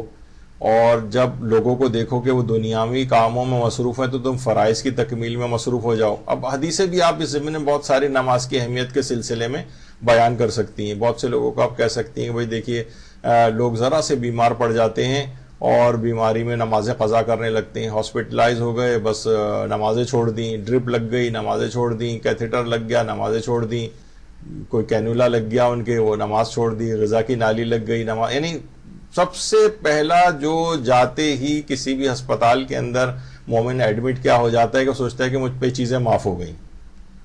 ان کو احساس دلائیں کہ نہیں معاف نہیں، آپ کو طریقہ کار سیکھنا پڑیں گے، آپ کو پوچھنا پڑے گا عالم سے کہ بھائی میرا یہ اس طرح سے لگا ہوا ہے میں کیسے وہ کروں. تو یہاں ان کو اس کا احساس آپ دلا سکتی ہیں. تو فرائض اور نوافل دونوں کی ادائیگی کے لیے انسان کو کیونکہ دوہرا منافع ہوتا ہے تو سب کی پابندی جو ہے وہ ضروری ہے.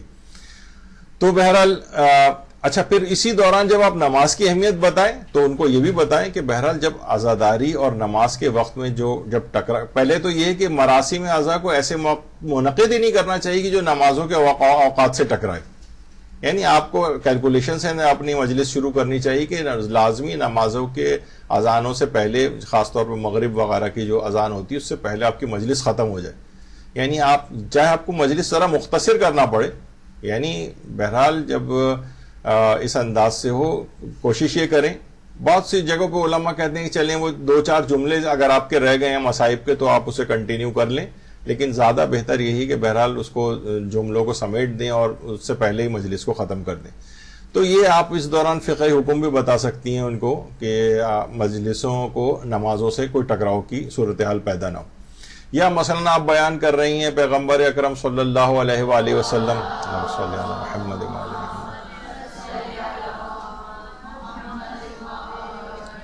کہ وہ کتنے رحیم تھے، کتنے کریم تھے، کتنے رؤوف تھے، اتنی لوگوں کی مجبوریوں کا اور اس کا احساس کرتے تھے کہ ایک دفعہ پیغمبر اکرم جب نماز پڑھا رہے تھے، مثلا واقعہ اگر آپ بیان کر رہی ہیں نماز جماعت پڑھا رہے تھے تو اس وقت جو ہے وہ عورتیں بھی مسجد نبوی آتی تھیں اور پیغمبر کی اقتداء میں نماز پڑھتی تھیں پیچھے کھڑے ہو کر.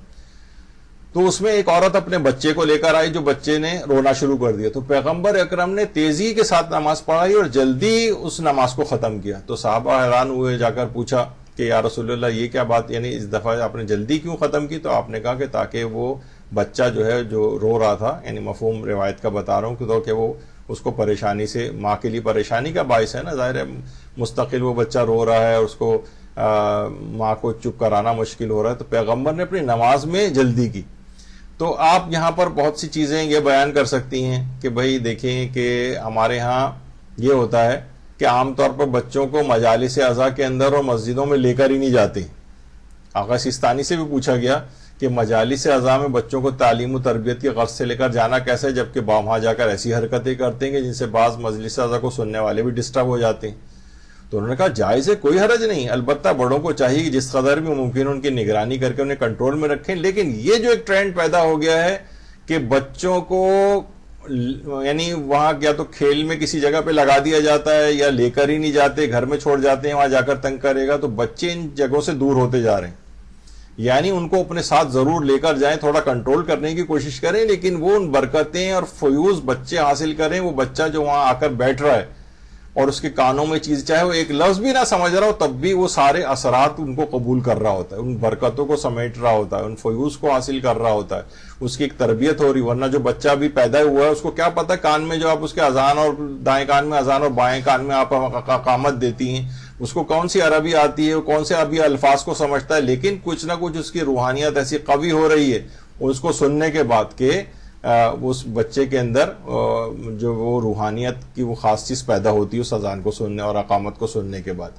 تو یہاں پر آپ یہ والی چیز بیان کر سکتی ہیں. واقعہ یہ تھا کہ پیغمبر اتنے کریم تھے، تو آپ یہ بھی بیان کر سکتی ہیں کہ دیکھیں عورتوں کے لیے بھی نماز جماعت کا حکم ہے. اچھا، پھر عورتوں کے لحاظ سے آپ یہ بھی فقہی مسئلہ کہ بہت سی جگہوں پہ عورتیں بھی عورتوں کی نماز جماعت پڑھا سکتی ہیں، البتہ جو امام جماعت ہوتی ہے وہ درمیان میں کھڑی ہوتی ہے، آگے نہیں کھڑی ہوتی. عورتیں بھی نماز جنازہ پڑھ سکتی ہیں. پھر اتصال وغیرہ کا نماز جماعت کا مسئلہ بھی کہ عورتوں پیچھے کھڑی ہوں، لیکن کسی بھی ایک شخص کے ذریعے یا جو اس کا ایک طریقہ کار ہے نمازوں کے صفوں کے اتصال کا. کیونکہ اور یہ بھی احساس دلائیں آپ لوگوں کو، کیونکہ عورتیں بہرحال حج و عمرہ اور زیارات کے لیے بھی جاتی ہیں اور وہاں ان کو نماز جماعت پڑھنا پڑتی ہے. تو کیونکہ یہاں پر بالکل رائج نہیں ہے، تو زیادہ تر عورتیں یہ کرتی ہیں کہ وہ الٹی سیدھی نماز جماعت پڑھتی ہیں. تو علماء یہی کہتے ہیں کہ بھائی کچھ مسائل اس کے سیکھ لیں، تاکہ ایسا نہ ہو کہ آپ کی نمازیں یعنی جماعت سے غلط نماز پڑھنے سے بہتر ہے پھر آپ فرادہ ہی پڑھ لیں جا کر. تو بہرحال یہ بہت سی چیزوں کی طرف اس میں آپ احساس دلا سکتی ہیں. پھر فتوے کا بھی آپ بیان کریں. دیکھیے آغا سیستانی نے فرمایا تو لوگوں کو یہ بھی بتائیں کہ فتووں کو آتھینٹک ذرائع سے حاصل کریں. فتوے بھی آج کل بہت ان آتھینٹک ذرائع سے آ رہے ہیں.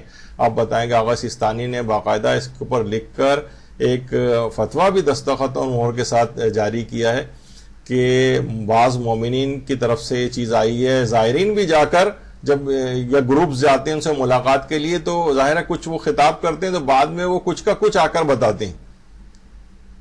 میرے ساتھ کئی دفعہ جو ہے ہم جب زیارت کے لیے گئے تو ہر دفعہ جا کر ملاقات کرتے ہیں تو لوگ وہ کچھ نہ کچھ سوال بھی کرتے ہیں. تو ہم نے دیکھا کہ بعد میں نکلنے کے بعد وہ کچھ کا کچھ چیزیں ایڈیشن کر کے اور اپنی طرف سے مائنس کر کے چیزیں بتا رہے ہوتے ہیں. یہاں تک کہ ان کو یہ کہنا پڑا کہ جب تک کہ آغا کے دفتر کی تائید نہ ہو وہ قابل اعتبار اس چیز کو نہیں سمجھا جائے اور اسے قابل اعتماد نہ سمجھا جائے. تو آپ کہیں کہ آتھینٹک ذرائع ہیں جو ان کی sistani.org ہے وہ آتھینٹک ہے. انہوں نے خود اپنے ایک الگ سے فتوے میں بھی کہا کہ ہماری جو آفیشیل سائٹ ہے یا دستخط و مہر کے ساتھ اگر کوئی فتویٰ ان کے آفس سے جاری ہوتا ہے فقط اس کو سمجھا جائے، ورنہ لوگ جو اپنی طرف سے زائرین باتیں ان کی طرف منسوب کر کے نقل کر رہے ہوتے ہیں ان پہ توجہ نہ دی جائے. تو یہاں آپ اس ضمن میں یہ والا بھی ایک فقہی مسئلہ بیان کر سکتی ہیں کوئی بھی فتویٰ بتاتے وقت. یا مثلاً آپ وہ جو بیان کرتی ہیں کہ امام حسین علیہ السلام جب کربلا پہنچے تھے، اللہم صلی علی محمد وعلی محمد،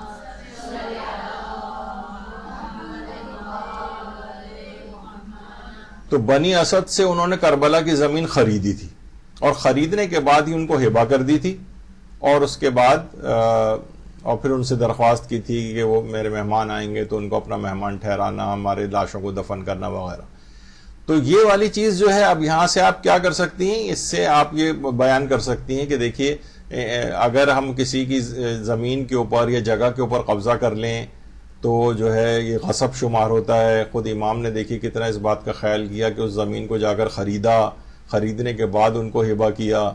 تو یہاں پر آپ بہت سی چیزیں ان کو اس طرح سے بیان کر سکتی ہیں. قبیلہ بنی اسد والوں کے ساتھ امام نے جو زمین خریدنے کی بات کی تھی. تو پھر یہاں اسی سے فائدہ اٹھا کر آپ کچھ ایسی چیزیں جو سوشل ایشوز ہیں کہ دیکھیے کسی جگہ اگر کوئی مکان کسی کا غصب کر لے, کوئی زمین کسی کا غصب کر لے, تو اس جگہ پہ نماز پڑھنی بھی ٹھیک نہیں ہے. بعض اوقات ہوتا ہے کہ باپ کا انتقال ہو گیا, مثلا بھائی قابض ہو کے بیٹھ گئے گھر کے اوپر, بہنوں کو ان کا حق نہیں دے رہے, آپ اس گھر کے اندر احتیاط واجب کی بنا پر جو ہے وہ نمازیں بھی ان کی جو ہے وہ غلط ہو جاتی ہیں جب تک کہ ان کی پرمیشن نہ ہو جن کا حق آپ نے جو ہے وہ اس مکان کے اندر غصب کیا ہے. تو اس طرح کی بہت سی چیزیں آپ ضمن کے اندر, یعنی آپ نے کہا دیکھیے امام کا وہ واقعہ کہ امام نے آ کر بنی اسد کی جو زمین کو خرید کے ہبہ کیا, اس سے آپ غصب کے اس کے اوپر گئے, اس سے آپ نے معاشرے کی غلطی ایک فقہی حکم کا. اب کتنے لوگ ایسے ہوں گے جن کے گھروں کے معاملات ہوں گے, ہمارے ہاں تو معاشرے کے اندر جو سب سے زیادہ نگلیکٹڈ مسائل ہیں وہ یہی میراث وغیرہ کے, جو جہاں پر بیٹھا ہے وہیں پر بیٹھ جاتا ہے وہ وہاں سے ہلنے کا نام نہیں لیتا, دوسروں کے حقوق ضائع ہوتے ہیں. تو یہ والی چیز بہت ایک خطرناک پہلو ہے, اس کی طرف معاشرے کے اندر توجہ دلانی ہوتی ہے کہ لوگوں کے حق ان تک مرنے کے بعد میراث پہنچے. تو یہاں سے آپ میراث کی بھی بہت ساری چیزیں بیان کر سکتی ہیں فقہی طور پر. اسی سے فائدہ اٹھا کر آپ مثلا بیان کر سکتی ہیں ضمناً کہ مثلا مجالس کے اندر عام طور پر یہ ہوتا ہے کہ کوئی کسی کے جوتے پہن کے چلا گیا, اب ہمارے جوتے کوئی پہن کے لے گیا. کتنا یہاں ہوتا ہے, ہمارے مولانا استاد محترم صادق حسن صاحب قبلہ یہاں چولی میں تشریف لاتے تھے, یعنی تقریباً آج سے 25-30 سال پہلے کی میں بات بتا رہا ہوں. تو مولانا کے جوتے غائب ہو جاتے تھے. جو بیچارہ آیا ہے, یعنی جب 2 سے تیسری دفعہ ایسا ہوا تو پھر ایک جوتا انچارج مقرر کیا گیا, جو جیسے ہی مولانا جوتا اتارتے تھے فوراً ان کے جوتے قبضے میں لے کر تھیلی میں ڈال کے ہاتھ میں پکڑ کے بیٹھے رہتا تھا. یہاں تک کہ ایک مولانا عشرت علی صاحب یہاں پیش امام ہوتے تھے, ان کی قبر مبارک بھی اندر مسجد میں ہے, تو وہ انہوں نے ان کی پیٹی ٹائپ کی رکھی ہوتی ہے جیسے آموں کی پیٹی ہوتی ہے, ان کے بھی جوتے کو چرا کے لے جاتا تھا, حتیٰ کہ ان کی جانماز کے ساتھ جو پیٹی رکھی تھی اس کے اندر سے بھی کوئی نکال کے لے گیا تھا. اتنے ماہر چور یہاں پر ہیں. تو بہرحال اب یہ ہوتا ہے عام طور پر. تو پھر اس میں آپ جوتا چوری یعنی کسی دوسرے کے جوتے پہن کر جانے کا فقہی جو حکم ہے, میرے پاس اتنا ٹائم نہیں اتنا پورا اس کو پڑھوں, تو بہرحال آپ فقہی حکم جو ہے وہ بیان کر دیں کہ کسی اور کا جوتا اس طرح سے پہن کے نہیں جا سکتے ہیں. اور کبھی ایسا بھی ہوتا ہے کہ اگر آپ کو امکان ہے اس چیز کا کہ وہ جوتا ورنہ اس کو پا ہی نہیں سکتا ہے وہ شخص, اگر آپ پہن کے چلے گئے. چلے میں اس کو پڑھ دیتا ہوں. وہ فرماتے ہیں آغا سیستانی, اگر اس بات کا یقین ہو جائے کہ جوتے چپل کا مالک نے اس جوتے چپل کو ویسے ہی چھوڑ دیا ہے, یعنی اس کو پرواہ نہیں, جو بھی لیتا ہے لے جائے, تو ٹھیک ہے, اگر آپ کو اس کا اطمینان ہے تو آپ اس کو پہن سکتے ہیں. لیکن اگر یہ یقین ہو جائے کہ جوتے چپل کا مالک کسی بھی صورت اپنے جوتے اور چپل کو پا ہی نہیں سکتا ہے, یعنی اب کوئی ممکن نہیں اس کے لیے, تو اس صورت میں بھی جوتے چپل کا لینا جائز ہے. لیکن اس صورت میں ضروری یہ ہے کہ اس جوتے کی قیمت کے برابر فقیر کو صدقہ کیا جائے. اور اگر یہ احتمال ہو کہ جوتے کا مالک اپنے جوتے کو تلاش کر سکتا ہے تو پھر تو جوتے کو لینا جائز نہیں. یعنی ایسی جگہ پہ رکھا ہوا ہے کہ ڈھونڈتا ڈھانٹتا آئے گا اور لے کے چلا جائے گا اس کو, تو اب آپ نہیں لے سکتے. لیکن 100% یقین اگر آپ کو ہو جائے تو پھر وہ آپ نے ابھی سنا ایک شیخ اس کے اندر کہ پھر اس کے جوتے کی قیمت کو آپ کو صدقہ کرنا پڑے گا, پھر اس کو پہن سکتے ہیں. تو بہرحال اس طرح کی بہت سی چیزیں آپ کو فقہی اعتبار سے بیان کر سکتے ہیں. یہ مورد ابتلا بھی ہے, مورد ابتلا مسئلہ ہے, یعنی شاید ہی کوئی ہے جس کے ساتھ ایسا نہ پیش آیا. خود میرے ساتھ کئی دفعہ پیش آ چکا ہے مسئلہ یہ کہ جوتا کوئی لے گیا چپل اٹھا کے. اچھا, اسی طریقے سے مثلا جب آپ یہ بیان کریں کہ امام حسین علیہ السلام نے حضرت عباس سے فرمایا تھا, اللہم صلی علی محمد وعلی محمد, کہ اے بھائی جس طرح بھی ہو سکے آج کی شب ان سے مہلت حاصل کرو کہ میں یہ رات نمازوں اور تلاوت قرآن میں بسر کروں. خدا جانتا ہے کہ نماز اور تلاوت قرآن کو میں کتنا چاہتا ہوں. یہ امام حسین نے حضرت عباس سے فرمایا تھا. تو اب یہاں پر تلاوت قرآن کے ضمن میں آپ بہت سی باتیں بیان کر سکتی ہیں کہ بھئی دیکھیے تلاوت قرآن کا کتنا اجر و ثواب ہے. روزانہ ہمیں کوشش کرنی چاہیے کہ ہمیں کتنا تلاوت کم سے کم روزانہ کریں. اور بہت سے مراجع تو ایسے بھی گزرے ہیں, جیسے آغا خوئی تھے, وہ فرماتے تھے کہ جو آپ نے قرآن کی جو صورتیں آپ کو یاد ہیں ان کو اس حد تک تکرار کرتے رہنا ضروری ہے احتیاط واجب کی بنا پر کہ جس سے آپ اسے بھولنے نہ پائیں, کیونکہ بہت سے ایسے ہیں کہ ابتدا میں آپ نے مثلا سورہ واقعہ یاد کر لی تھی لیکن آپ بھول گئی کیونکہ آپ نے اس کو دہرانا بند کر دیا. وہ کہتے تھے کہ احتیاط واجب کی بنا پر جائز ہی نہیں ہے یہ چیز کہ آپ اس کو بھلا دیں اس سورے کو. آغا سیستانی البتہ بہرحال اس احتیاط کے قائل نہیں ہے, یعنی ان کے نزدیک بہرحال اس میں نہیں آتا ہے یہ واجبات وغیرہ میں کہ اتنا حد تک اس کو دہرائیں, لیکن بہرحال آپ یہ اس ضمن میں لوگوں کو احساس دلانے کے لیے چیز بیان کر سکتی ہیں. تلاوت قرآن کے ضمن میں یہ بھی بیان کر سکتی ہیں فقہی حکم کہ آپ جو تلاوت قرآن کریں گی اس کا ثواب آپ ائمہ معصومین کو بھی ہدیہ کر سکتے ہیں, زندوں کو بھی ہدیہ کر سکتے ہیں, مردوں کو بھی ہدیہ کر سکتے ہیں. تو یہ آغا سیستانی کا فتویٰ بھی ہے. پھر اسی ضمن میں آپ کہہ دیں صرف تلاوت قرآن ہی نہیں بلکہ اپنے تمام واجب اعمال کی انجام دہی کا ثواب بھی آپ ہدیہ کر سکتی ہیں. مثلا آپ نے رمضان کے روزے رکھے, اس کا ثواب اپنے مرحومین کو ہدیہ کر سکتے ہیں, زندوں کو بھی ہدیہ کر سکتے ہیں. والدین ماشاءاللہ زندہ اور حیات ہوں کسی کے, یہ ثواب ان کو ہدیہ کر دیں. انتقال کر گئے ہوں مرحومین کو ہدیہ کر دیں. واجبات کا بھی ثواب ہدیہ ہو سکتا ہے, مستحبات کا بھی ثواب ہدیہ ہو سکتا ہے. اب کتنی خواتین ایسی ہوں گی ان کو بتا دیں گی یہاں بیٹھے بیٹھے ابھی آپ فقط دل میں صرف ایک ہلکا سا احساس کریں کہ یہ میں جتنے بھی آج تک کے واجب اپنی نمازیں پڑھی ہیں, واجب روزے رکھے ہیں, واجب خمس ادا کیا ہے, واجب حج کر کے میں آئی ہوں, واجب صلہ رحمی میں نے کی, جتنے واجبات میں نے کی میں نے سب کا ہدیہ اپنے والدین کو اور اپنے مرحوم رشتہ داروں کو کرتی ہوں اور زندوں کو کرتی ہوں. وہیں بیٹھے بیٹھے عورتیں دل میں آپ کتنا آپ کے اس فقہی مسئلے کو جان کر اسی وقت ہدیہ کر دیں گی, اور جو آپ نے یہ چیز بتائی ہے اس کا مکمل ثواب آپ کے بھی نامہ اعمال میں آئے گا کہ وہ نیکی آپ کے ذریعے سے ٹرانسفر ہوئی. تو دیکھیے اس طریقے سے یہ آپ کو بہانے سے آپ کو اس میں فقہی احکام جو ہیں وہ لانے پڑیں گے. کتنا تھے راوی کہتا ہے کہ میں نے امام موسیٰ کاظم علیہ السلام کی خدمت میں عرض کی,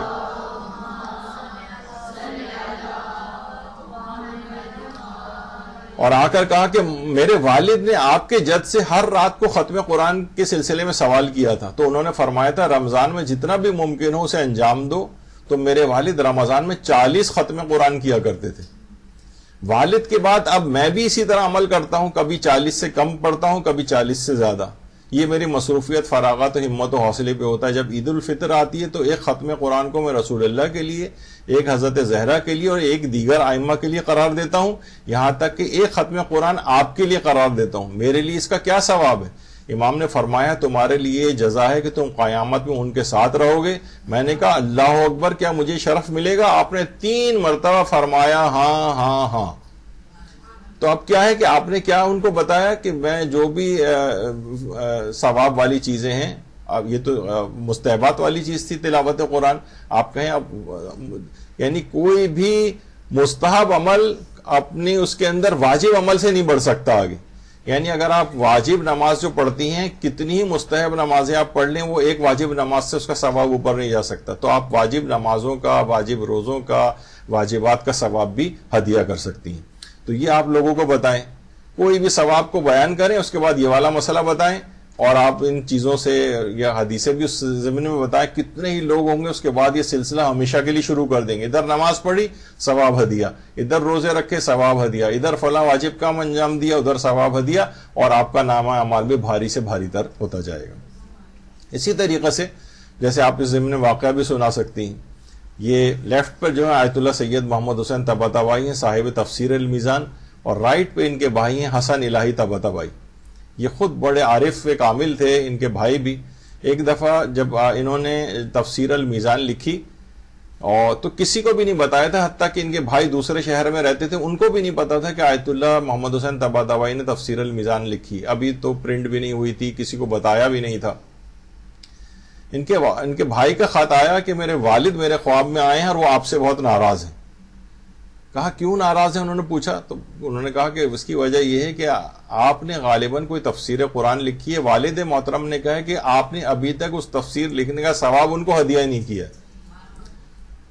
اب یہ بڑے حیران ہوئے, کہہ رہے ہیں واقعتاً میں حیران ہو گیا کہ کسی کو پتا نہیں تھا کہ میں نے ایک تفسیر قرآن لکھ کے ختم کی ہے, میں اور اس وجہ سے ابھی تک میں نے ہدیہ نہیں کی تھی, کیونکہ حقیقتاً میں اپنے ظاہر ہے انسان اپنے عمل کو کوئی بہت بڑا سمجھے, میں نے بہت بڑا کام کیا ہے. یہ اپنے عمل کو بڑا سمجھتے ہی نہیں تھے اللہ کی بارگاہ میں. کہتے میں نے ایسا کام کیا ہے کہ جو میں اس کو ہدیہ پیش کروں. کہا کہ لیکن میں نے اسی وقت اپنے والد کو جو ہے کہا کہ بہرحال میں ان کو پروردگار میں ان کو ہدیہ کرتا ہوں اس تفسیر کا ثواب. اور کہہ رہے ہیں 1 ہفتے بعد ہی میرے بھائی کا دوسرا خط آیا کہ میرے والد محترم دوبارہ خواب میں آئے اور انہوں نے شکریہ ادا کیا ہے کہ آپ نے ان کو ثواب ان کا ہدیہ کیا.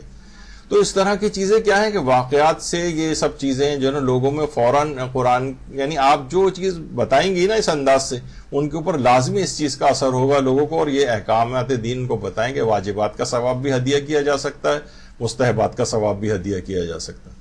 اسی طریقے سے مثلا آپ اگر حدیث قصہ سے متعلق کوئی بات بیان کر رہی ہوں تو اس کے اندر مثلا آپ یہ پہلو لے کر آ سکتی ہیں, یعنی کہ مثلا فی لیلت تمامہ و کمالہ فما کانت الا ساعۃ واذا بولدی الحسن قد اقبلا, یعنی امام حسن آئے اور انہوں نے آ کر کہا وقال السلام علیک یا امہ, اے والد گرامی آپ پر میرا سلام ہو. تو فقلت وعلیک السلام یا قرۃ عینی و ثمرۃ فؤادی. اب یہاں فقہی حکم کے طور پر اور ایک اخلاقی حکم کے طور پر آپ ان کو یہ چیز بتا سکتی ہیں کہ دیکھیے ہم عام طور پر اولادوں کے ساتھ نا اس طرح کی بات نہیں کر رہے ہوتے ہیں, یعنی ان کو ہمیشہ برے الفاظ سے برے القابات سے پکار رہے ہوتے ہیں, جھڑک رہے ہوتے ہیں. یہاں پر وہ سلام آ کر رہے ہیں امام حسن تو وہ کہہ رہی ہیں یا قرۃ عینی, اے میری آنکھوں کی ٹھنڈک, وثمرۃ فؤادی, اے میرے میوہ دل. یعنی بجائے کہ بچوں کو عام طور پر اس طرح کے الفاظ ہم نے کہنا چھوڑ دیے.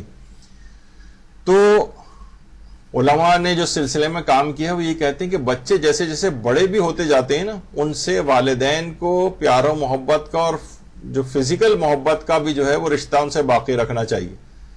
ان کو مثلا پیار کر رہے ہیں, ان کے ہاتھ کو بوسہ دے رہے ہیں, انہیں گلے لگا رہے ہیں, اس طرح کی چیزیں. لیکن ہم دیکھتے ہیں معاشرے کے اندر کہ عام طور پر جیسے جیسے بچہ بڑا ہوتا جاتا ہے نا والدین سے دور ہوتا چلا جاتا ہے. والدین اس کو اچھے الفاظ بھی نہیں کہہ رہے ہوتے اور برے الفاظ, کمبخت, بدبخت اور اس طرح کی چیزیں اس کو, تو وہ ان سے دور ہوتا چلا جاتا ہے. گھر میں ظاہر ہے مجبوراً اور کوئی جگہ نہیں ہے, ساتھ رہنا پڑتا ہے.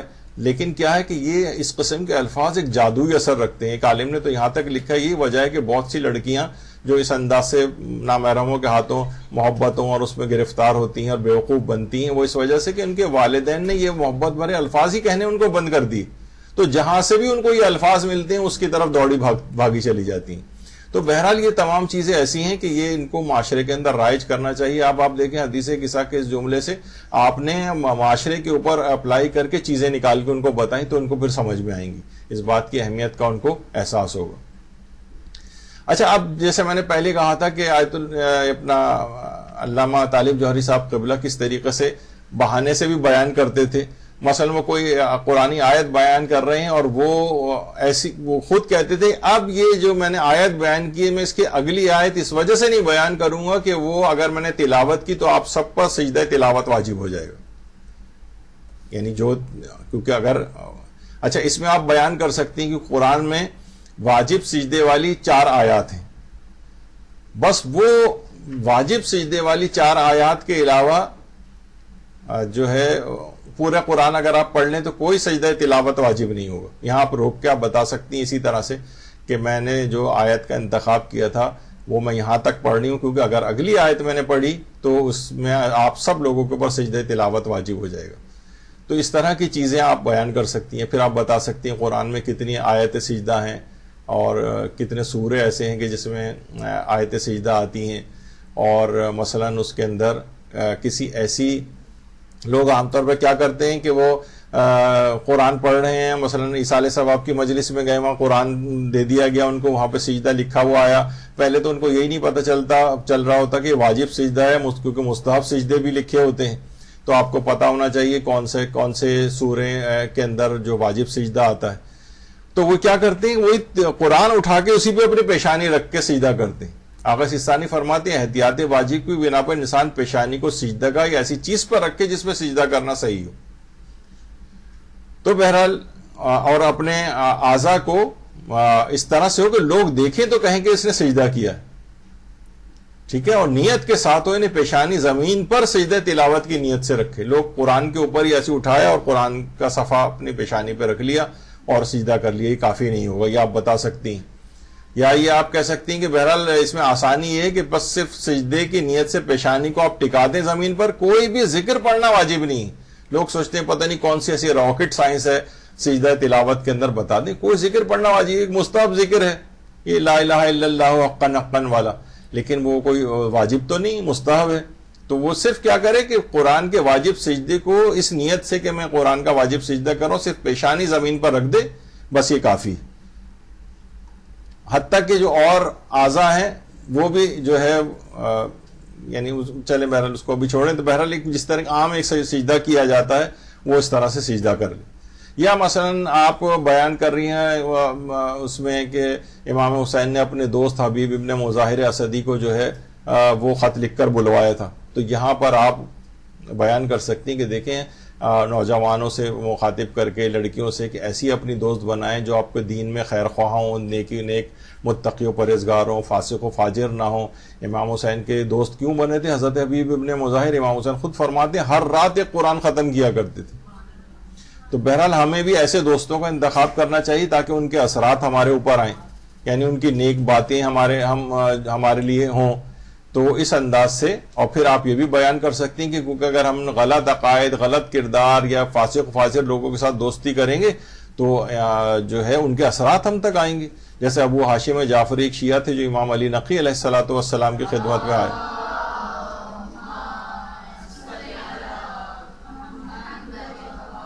تو امام نے ان سے کہا کہ تم عبد الرحمن ابن یعقوب کے ساتھ کیوں اٹھتے بیٹھتے ہو؟ ابو ہاشم نے کہا مولا وہ میرا ماموں ہے. امام نے فرمایا اس کا عقیدہ خراب ہے، یا تو اس کے ساتھ بیٹھو اور ہمیں چھوڑ دو، یا ہماری ہم نشینی اختیار کرو اور اسے چھوڑ دو.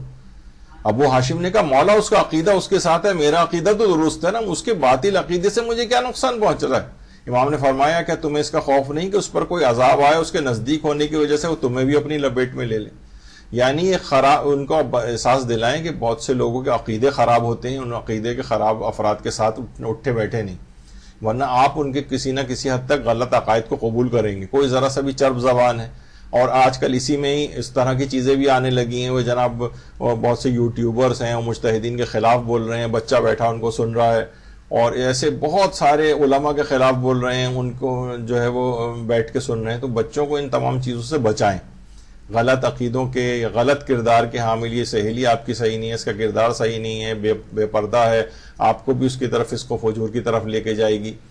تو کیا ہے، حضرت حبیب ابن مظاہر کی دوستی جو امام حسین کے ساتھ تھی اس کا ذکر کرتے ہوئے معاشرے کی ان چیزوں کی طرف آپ فقہی حکم بھی بتائیں کہ حرام ہو جائے گا ایسے کے ساتھ دوستی رکھنا کہ آپ مثلا عقائد میں اتنے مضبوط نہیں اور وہ آپ کے عقیدوں کے اوپر جو ہے وہ حملہ کر رہا ہے اور آپ اس سے متاثر ہو رہے ہیں. کیونکہ چرب زبان اس طرح کے بہت سے افراد آج کل انٹرنیٹ پہ بھی موجود ہیں جو گمراہ اس انداز سے کر رہے ہیں.